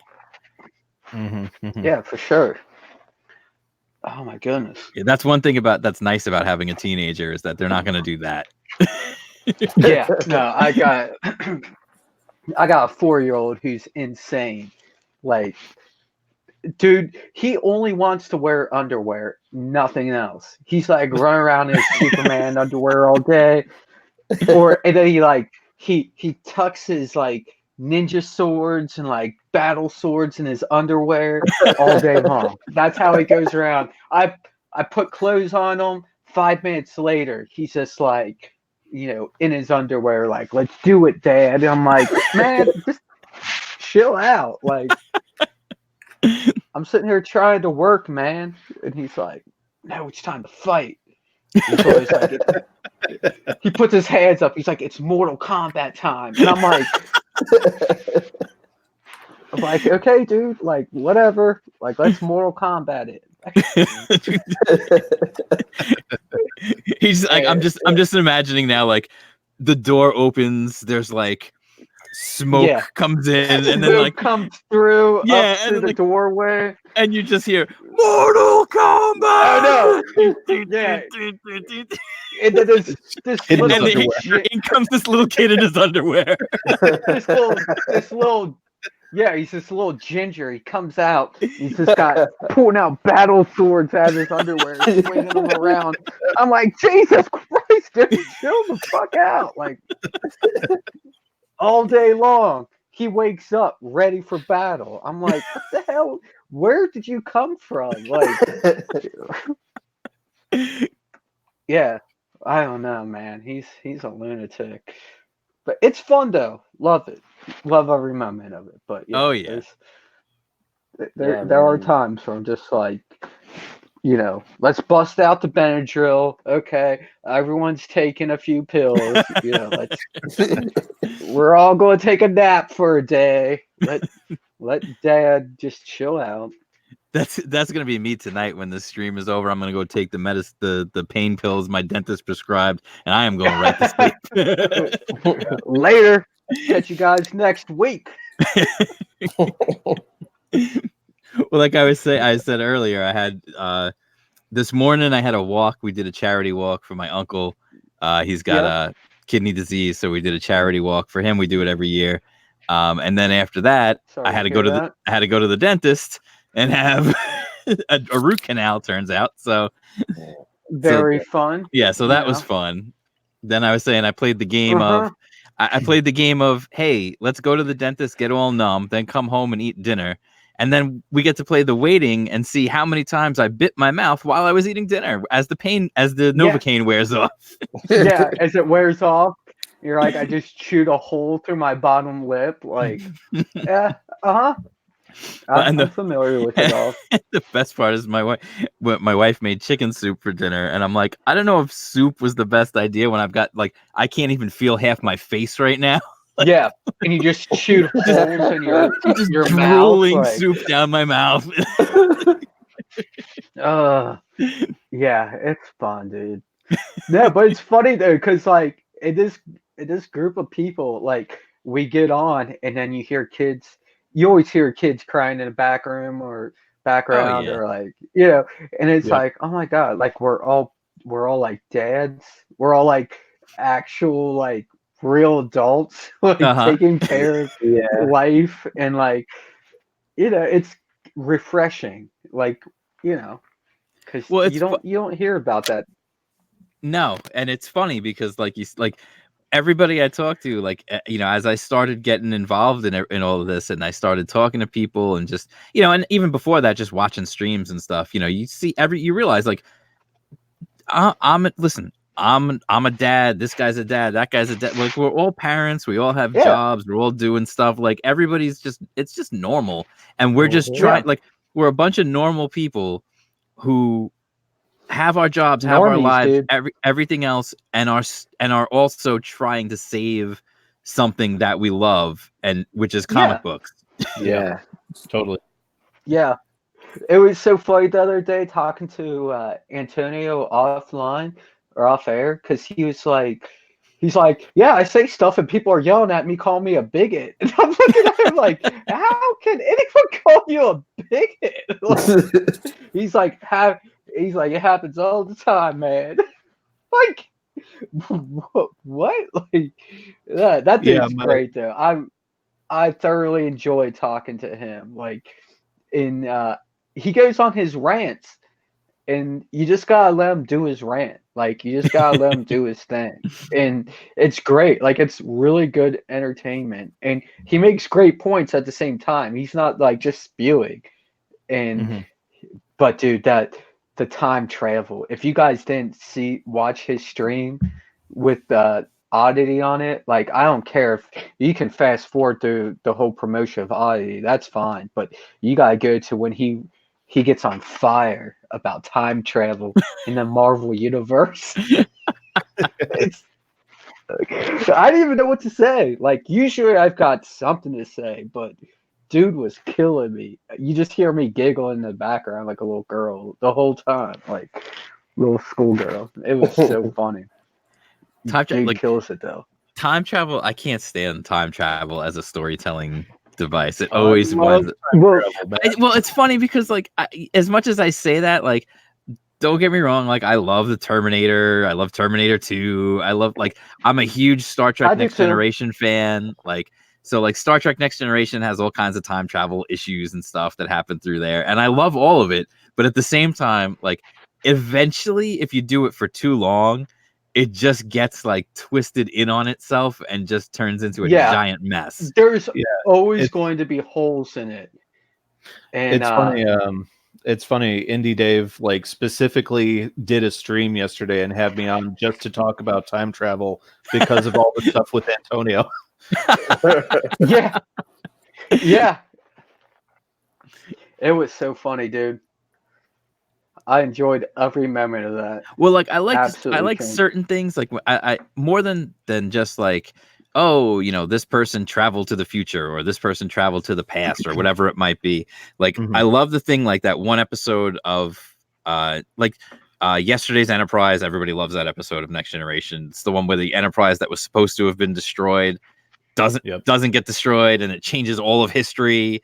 That's a great one. Like, that's a cool way of telling a time travel story, and then setting it right at the end, and then just leaving it be. Although even that they didn't, because Tasha went back with them, and then she wound up having a baby, and that was the Romulan baby, and the whole thing. But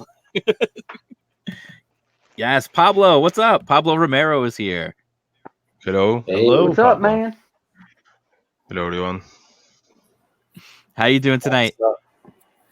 I'm doing fine.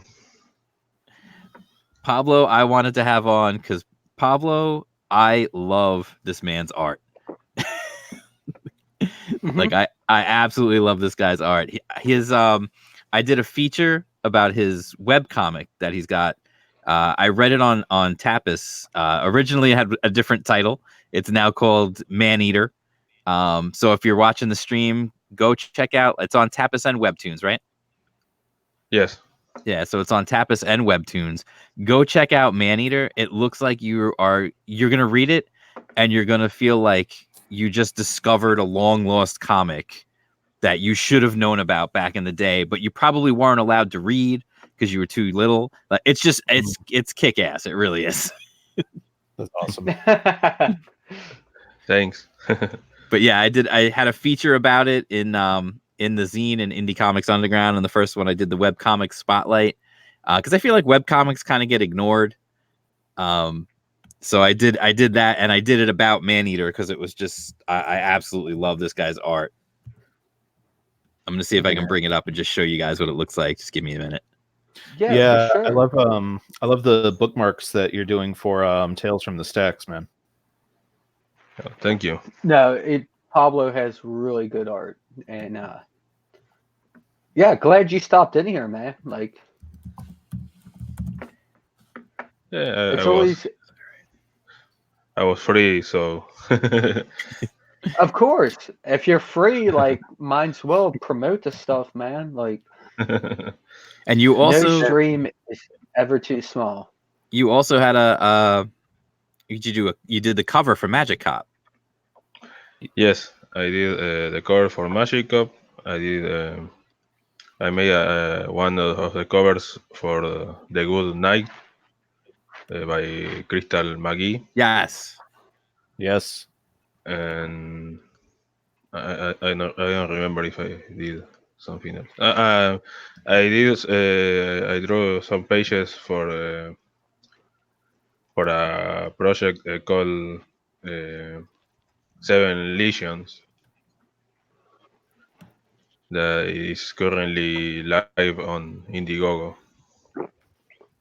Now look at this. Am I sharing? Did I share? Yeah. Yeah. Okay. Yeah. Yeah. This is the very first. The first. I guess I don't know if you would call it the first issue. What would you call it? The first. The first page. The first. Well, no. I mean, like the first story Oh, yeah, was yeah, finished. yeah. So you can read the entire first. It basically amounts to reading an issue of a comic. It's the first issue. Yeah, it's 14 pages. Now I don't know on the. Yeah, here we go. Like, look at first of all, this is a web comic, and it looks like it's on newsprint. Yeah, Mhm. it looks very old school.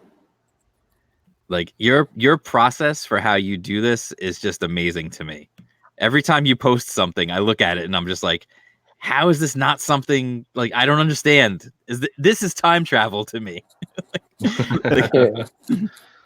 Like we were talking about time travel. This is like time travel. Look at this and tell me this doesn't look like this would have been some crazy underground comic that you discovered in like some hole in the wall place somewhere. And you just bought it, and you're like, I hope my mom doesn't see what I bring it home, you know? The kind of comic you hide from your mom Yes. under the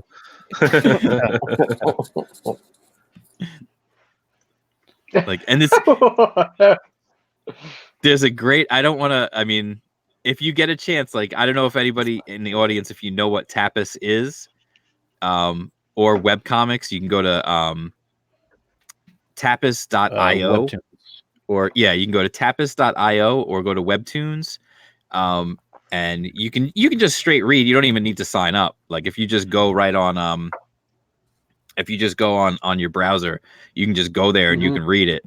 Or you can even download the app on your phone and read the stuff on your phone or your tablet or whatever. And it's I mean, there's a lot of junk on there, of course, but that's the cool thing with Webtoons is with web comics is that like a lot of it is like knockoff manga, a lot of it is like weird, just whatever. But There is then a lot of romance. Yes, a lot of romance. Yeah, Right. Yeah. Yeah, there's a lot of romance comics, but Yeah, then that when is- you stumble across something like this and you're like, what is this? Where did this come from? Like, and you discover something really, really cool. And that's why, like, that's what happens to me. I find things, and when I find something that's really cool, I just want to share it with everybody. So, like, that's where this comes from. Like, some people comment me on, Yeah, that's a great shot right there. Yeah, that's Thanks. amazing. Mm-hmm. Thank Very you. cool. And it is that it's like a good mixture. He reminds me of Night of the Living Dead, the protagonist, the main Well, character, the black, at the end, the black dude that ends up getting shot, like, because he's he, just like, he actually saves everyone. his name Yeah, but is Ben, like that character of Night of the Living Dead. I name him after that character. Oh, okay. yeah. So you based Yeah. so it's like a nod to, old school horror. Yeah. But this is all great. The coloring is, look, the ink works perfect for it. The coloring's perfect for it. Like what you're trying to get across with this style, this feel. It feels like EC Comics. It feels like old school horror comics, and that's all. It's really awesome. It's Yeah, like, really awesome. The color palette really brings you back in time, man. it does. It definitely puts a timestamp on what you're looking at, and that's but it's better drawing. Like back during the EC Comics, I was saying this earlier, like their proportions would be weird, and like the drawings would be a little off or something like that. But this is all very well drawn, very well like the composition's very nice. It's no, you do very good work, man. Very good Thanks. Thank you. work. Yeah, I'm not trying to be nice either. Like it's good. Like this is good stuff right here. Now I wanna ask Pablo. I definitely want to ask you, because you wrote this as well. Yeah. And there is, and I don't. It's reloading. I don't want to necessarily spoil it because I think I'd rather let people just see for themselves. But I do want to show this panel because this is insane. That's great. Bye bye face. Bye bye the whole head. The whole head. No, that's really fun. Though. That's a shotgun blast to the face. Right? That's exactly what that is. Yep. I'm just gonna leave that up there for now. When I saw that, when I first saw that, I was like, "Damn!"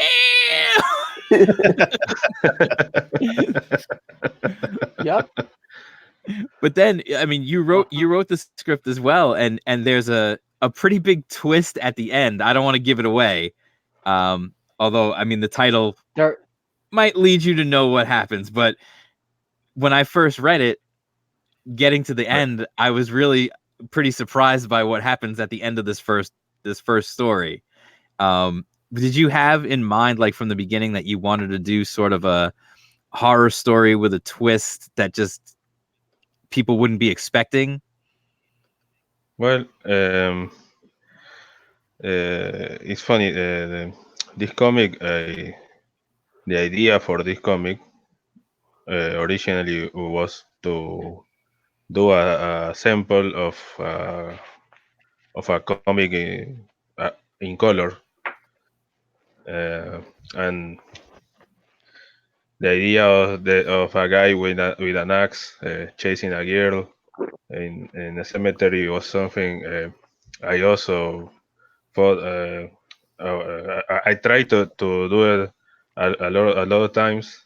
I think the original was I did it in 2012 or 13, and it was only one page. I did because the idea was back then I was looking for a job, and I decided to do different samples for different type of stories. One was horror. I was going to do something, some a war comic, something with cowboys and Hmm.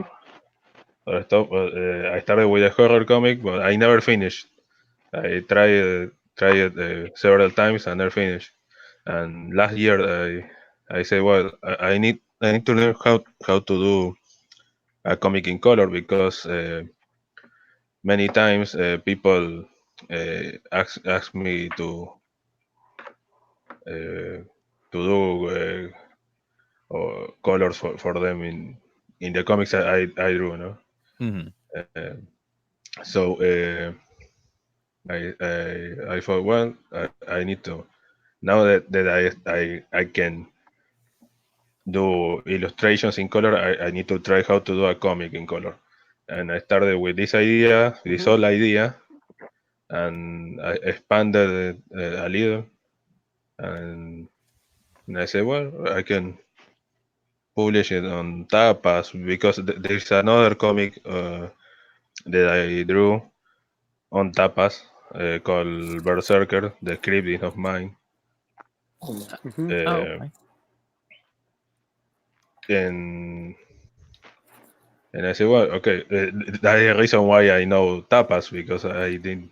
I didn't Right. if it wasn't for that, I would just uh, publish it on my Facebook or something like that. Um, it is published on my Facebook, but in Spanish. Oh, So okay. yeah, because in my Facebook I have mostly Spanish speaking people. So um, yeah, I kind of think of the general idea of the for the comic.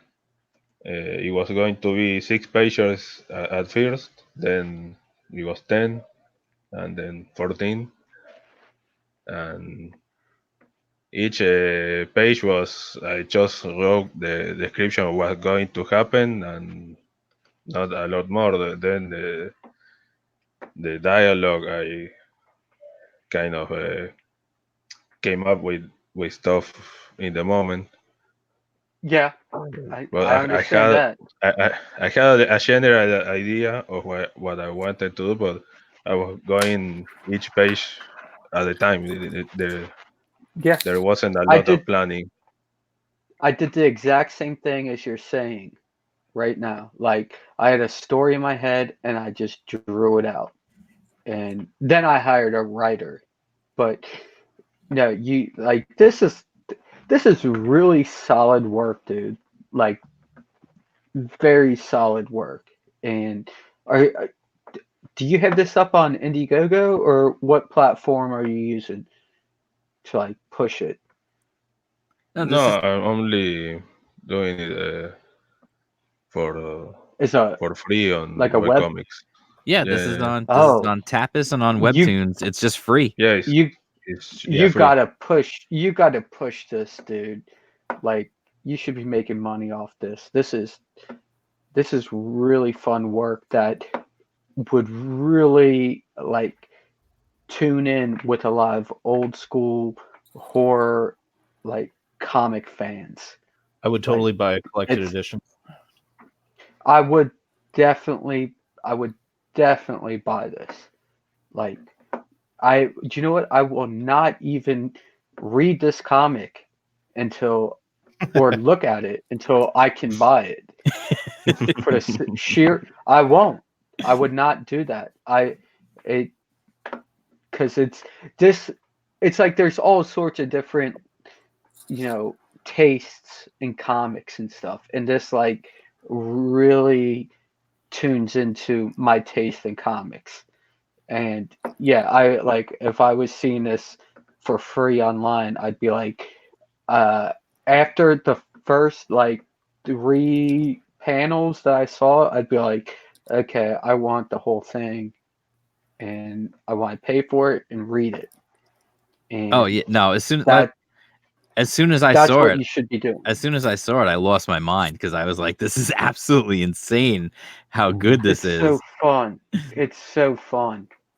Like that. This is really fun stuff. Like, yeah, you tapped into a certain taste with this comic, and from the art that I saw, it's like, yeah, I'm not going to read it for free. Like, I would support this fully and buy into it, and then I'd read it and take it all in. But that's my taste. Like that's like I love old school horror comics, and so that's why, other people might have other feelings, but that's my feelings towards it. And yeah, Pablo, you did really cool work here. Like, yeah. So Yeah. that's Thank what you. I had to say to you. I That's- definitely think a collected edition once you're finished posting all of, because he's got the second story is going and it's comes out piece by piece, and I definitely think a collected edition, even if you wanted to do like a third story, I don't know if you've got more in line with it, planned for it, but even if you did say collected the first two stories and then added a third and put that all together as a collection on Indiegogo, people would buy the hell out of this. Yeah, for sure.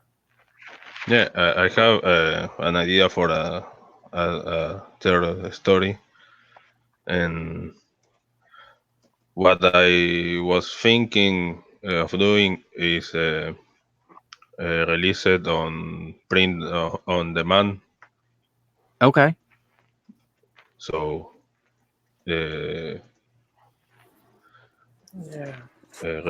because I feel like for Indiegogo I need to build a bigger fan base. You need a hype man. That's what you need. Yeah. No, what you do is you've got a Twitter account, right? Yeah. Okay, just leak some of these images out there, and I would say give it 6 months to a year before you release it. Give your customers blue balls, okay? Get them all excited about it, okay? Get them all excited about it. Make your fan base, and then, within a month of launch, just let them know. Be like, look, it's coming. You're coming too. So, and and then you just do it like that, like, because you can definitely sell this, and there's definitely a fan base for it, like, without a doubt. And there's no reason your work should be put up online for free and full, like, with the full story. Like, I think it should be, it should be something people are paying for, and you should be making money off this. Mhm. And Definitely. yeah, those are my thoughts on it. But no, you got very fun work. It's very cool, and it does have a fan base. So, Now, do Pablo, your thing, dude. let me ask you, Pablo, just because I'm curious. I ask everybody this for the most part, but do you work digitally or do you work traditionally? A combination? How do you do this? It's all digital. It's all digital. Okay. Yeah. And then did you you posted a video, right, of how you get the look? Yeah, I posted a tutorial on my YouTube. Yeah, so anybody out there who's wondering how they can get this kind of look for their art, go check out Pablo's YouTube and check out that video. Definitely. Yeah, on What's Pablo the name Romero of? Art. Say that again. My channel is Pablo Romero Art. Okay. Definitely check that out. Yeah, man, it's great stuff, dude.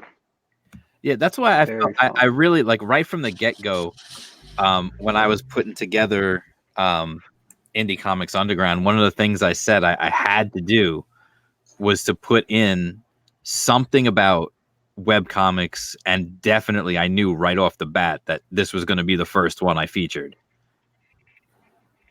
because it is by far, I feel like it's by far one of the best web comics I've ever seen. Thanks. Definitely. No, All it's really good stuff, Pablo. Be proud of yourself, man. This is great. Right, and now he's got, I mean, I wonder if I can, you know what, I'm going to stop sharing for a second, and then I'm just going to show like some of the newer stuff, because that's from what, from last year, right? Yeah. Let me see if I can jump ahead to the newer stuff.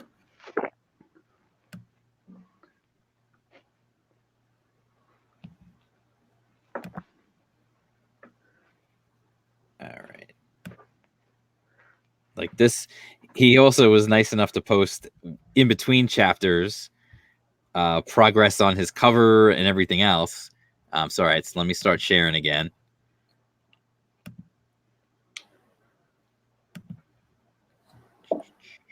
Okay.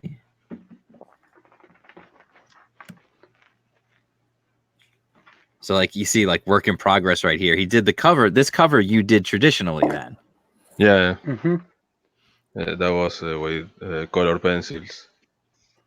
That's it. I never in my life have drawn with colored anything in with colored pencils and had it look like that. Like that. It's understanding your tools. That's what it is. And Yeah. and Pablo understands his tools, and that's what you get. It's great work. Like, and here it is. I love the weathered effect. Yeah. You make it look all just beat up and Mm-hmm. so great. Again, it just adds to that feeling of like, this is something I'm not supposed to be reading. Like, this is this weird old comic I found somewhere that was lost to time, but here I am. I'm reading it now, and I shouldn't be. I'm probably gonna get in trouble. Yeah. That Like, is why I say that it's for adults and kids that are reading things they are not supposed to read. See, now this is right here. This is from the new chapter. So Yeah. this is more recent. This Yeah. like Hmm? the perspective on this is just like immediately as soon as you see this page, you know where you are and what's going on. Like you absolutely just get the feel of like the newspapers blowing through. You've got, it says right there, war with the picture of the big, mushroom cloud. So like, okay, we're in some sort of post-apocalyptic thing. Like just instantly put you in it. Yeah. Like, and this Yeah, is the I idea love was to not have a lot of text explaining. I mean, because Yeah, I'm not a writer, so I try to not have a lot of text. yeah, but you don't need it because it's Yeah. just you don't need it. You're showing instead of telling right there, and that's perfect. Yeah, I mean, comics is a visual medium, so. Like just so much. I mean, just listen. It's so much goodness. Like, like I can't even like. I always like. As soon as I saw your stuff, the first thing I think I ever saw, you posted a picture of like, I think it was a Rogue picture of Rogue from the X-Men. And again, it looked like it was the same style, and it looked like it looked like a pinup from maybe like the early 90s or something. It was that classic Rogue costume with the jacket and everything, like that Jim Lee costume. And just so as soon as I saw that, I immediately somebody like retweeted it or something. And as soon as I saw that, then I was like, I gotta follow this guy because this art is just amazing. Like I just love your style. Like your style just speaks to me in a way it's just I can't even explain.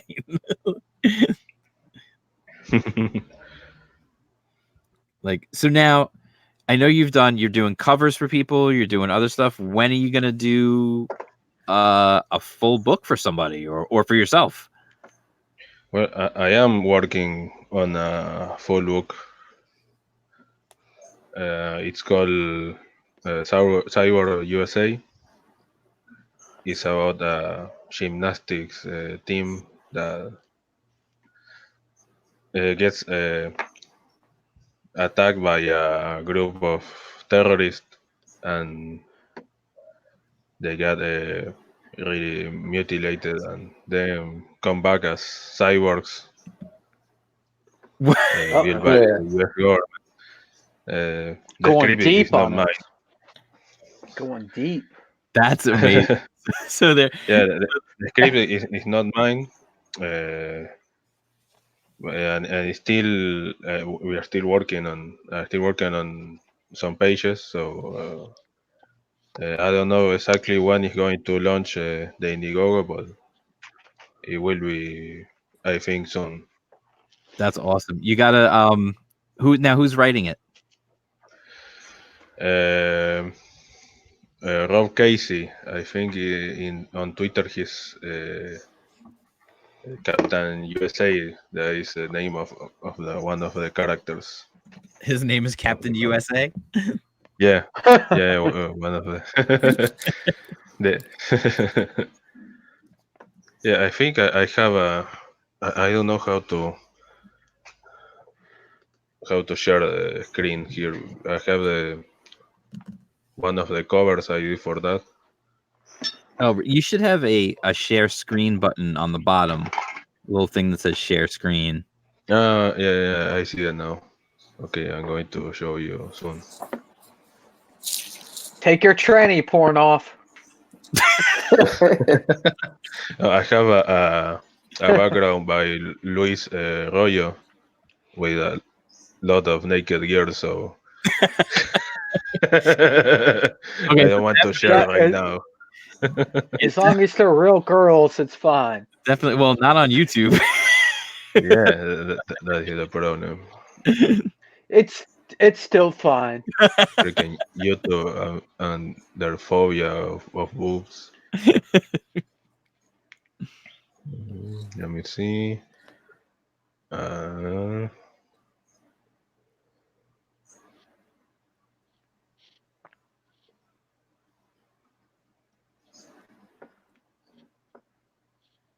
So Sweens, while he's looking for that, why don't you pimp Oddity a little bit? Oddity. Okay.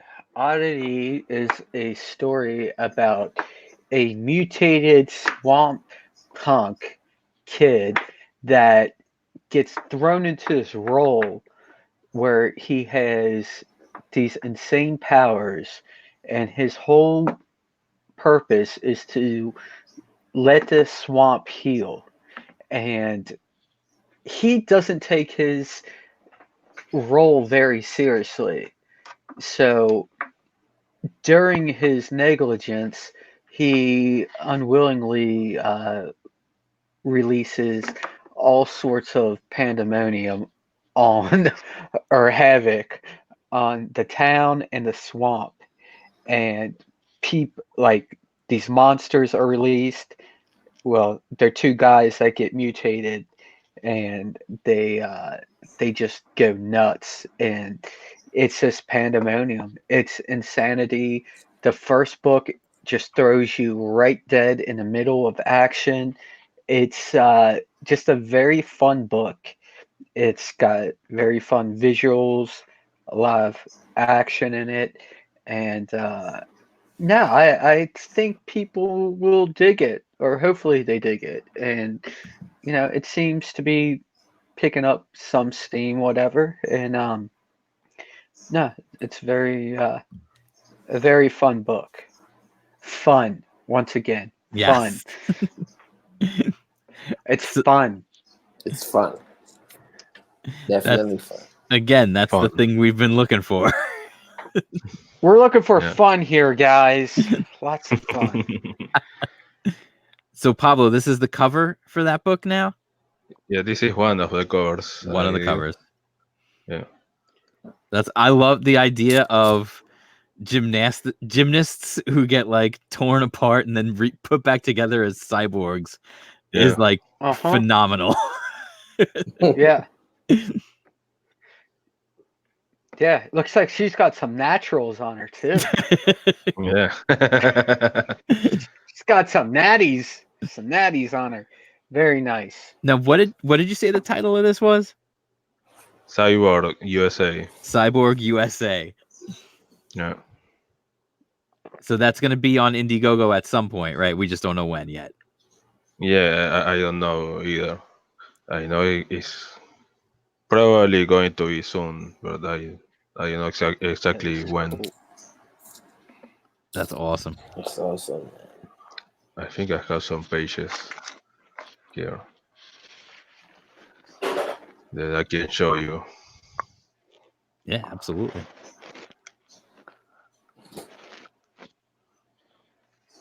Okay.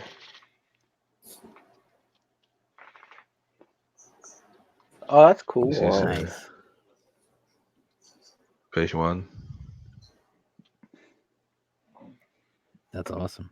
So I'm now doing the colors for this one. Okay. Only a line art.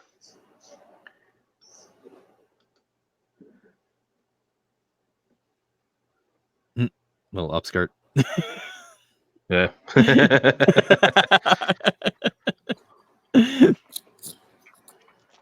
You know, sometimes my daughter watches these streams. I hope she's not watching. She probably is. This is the one time she's going to be watching.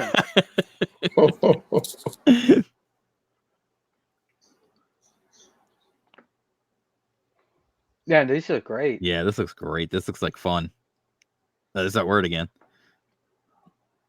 Fun. Yeah. Well, if it isn't fun, what is it? So this is one of the projects. Now there is another that is. It is now on Indiegogo called Seven Legion, and I'm doing that in a anime style. Oh, okay. 7 Legions. Yeah, Oh, you're the artist for Seven Legions? I'm one of the artists because One the of story them. has It's a collaboration.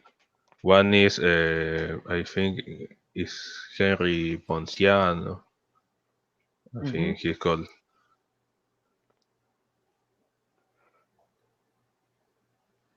I'm doing a section of the story that is in medieval Japan. Yeah, so that's a very Awesome. that's a much more wow, look at that. Yeah. This is a little more complicated because I try to be accurate with the armors and all that stuff. Yeah. Yeah, and it's definitely more of an, like you said, it's more of an anime style, more Yeah. more manga style to the character designs.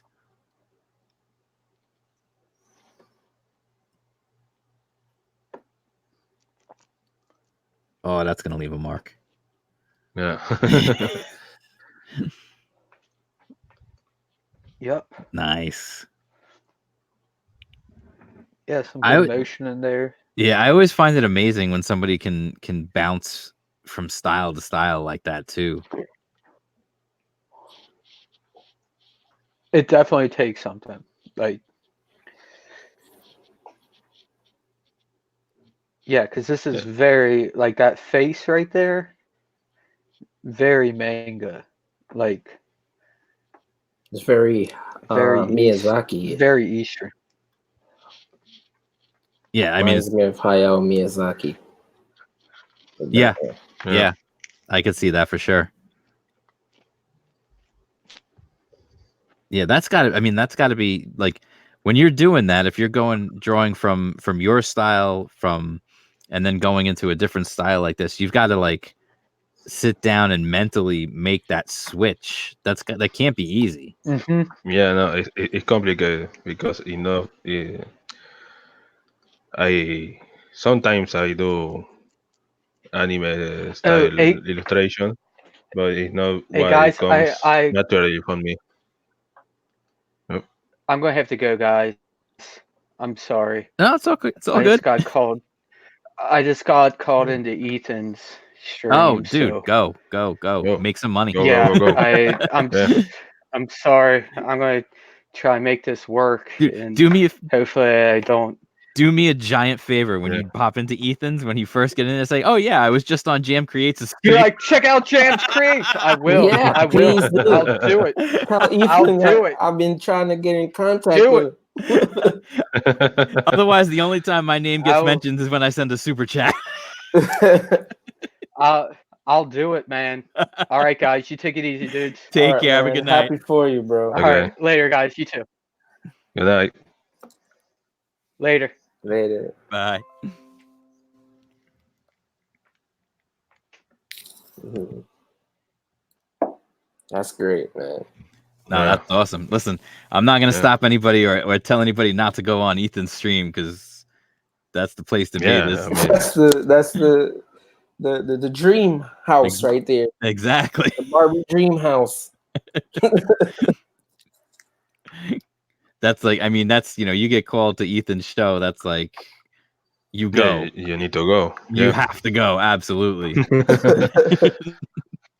Again, like I said, my whole thing is I'm trying to help promote comics and promote the indie comics and get this stuff out there. So if you got, if one of you guys got a chance to pop on there right now, I would tell you to go too. Like, Yeah. Yeah. And if he is lucky, maybe the writer of this comic may one day be there. yeah, listen, I hope. Yeah. I'm definitely gonna I'm gonna look for the one. Tell the writers, like, tell anybody. I do this all the time. I tell everybody, like, if you are working on something, if you're working with someone else or whatever, if you know someone else who's working on a project, tell them to hit me up because I would love to have people. I know I don't have the biggest audience or anything, but I'm always trying to help people get out there and just get more people's eyes on stuff. So that's cool. Yeah, so if you got like the writer on that Cyborg USA, if he wants to come on, like when that's ready to go on Indiegogo, if you guys want to come on again, absolutely come back on and we'll do it again. We'll talk all about it, just to get it out there. Yeah, I will tell him. So definitely, it's a fun stream. Yeah, definitely had a good time. I think we could call it a night. We've been going for 2.5 hours. Yeah. Yeah, I can see that. We've been at it for a while. Yeah, definitely. This has been good though. This is fun. We had a lot of people in and out. There's a lot of stuff. Anybody, if you're watching the replay later, or if you're still in the chat, I love you if you're still in the chat. Definitely, like, if you're not already subscribed to the channel, subscribe, but then check the links down below in the description. I'm gonna stop for 1 second just because I just realized I was doing something. As I'm saying check the links down below in the description, I'm literally pointing down with my hand. Like anyone can see me. I don't even have my camera on and I'm like pointing. But yeah, no, definitely. If you're out there, if you're checking out the replay or whatever, the links down below, you can back all the projects that we had on. I'm always tweeting stuff out. Sign up for Indie Comics Underground because I'm going to be pushing stuff for that. It only went out on Friday just for people who signed up for the subscription for the mailing list. On Monday, I'm posting it everywhere for everybody to see. So it's just trying to give people who signed up a chance to get it first, just so they get a little something special for signing up, for showing that faith in me to get something done. So I'm happy to do that. And then come Monday, I'll put it out. This way they get the weekend with it. And then on Monday, the rest of the world could see it. And then that's it. We'll be working on the October issue already. It's something I want to see grow. It's something I want to see, get bigger and bigger, and because that way more and more eyes are getting on it. I got a fantastic compliment in DM today when somebody told me, I'm not even going to say who it is, whatever, because it's somebody who's probably going to be on the show at some point. But he was saying that it reminds him of like the old Wizard magazines. And as soon as he said that, I'm like, that's so cool. Like, even to just be compared to that, it's not even close to that, but to be compared to that is really cool because I grew up with Wizard magazine, Me too, man. I missed that. Between that and like Hero Illustrated, like every month I was buying those things and I would read them cover to cover, so if I can even come close to that for somebody out there, like that would be great. That would be so cool. And like I said, I only focus on the indie stuff. Everybody else can cover Marvel and DC. Nobody, I don't need to worry about them. Yeah. They got multi-million-dollar companies behind them. I'm trying to, help out the guys who are just like in their house working. Yeah. So that's it. If you like, please hit the thumbs up. It definitely helps. Subscribe if you're not already subscribed. You can sign up for Indie Comics Underground. The link is in the description. I'm pointing again. There you go. There you go. Thanks, Romain. The link for all the campaigns is in there. You can check them out. Be sure to back these books. These books are all good books. I'm not going to have people on if I don't think their stuff looks good. As much as I want to, grow my audience, I also don't want to, show you stuff that I don't think is worthwhile either. So that's it. I'll talk to you guys. Romain, Pablo, thank you so much for dropping in. Thank you so much for having me, man. Giving me this opportunity, Yeah, definitely. And listen, you guys are welcome back anytime.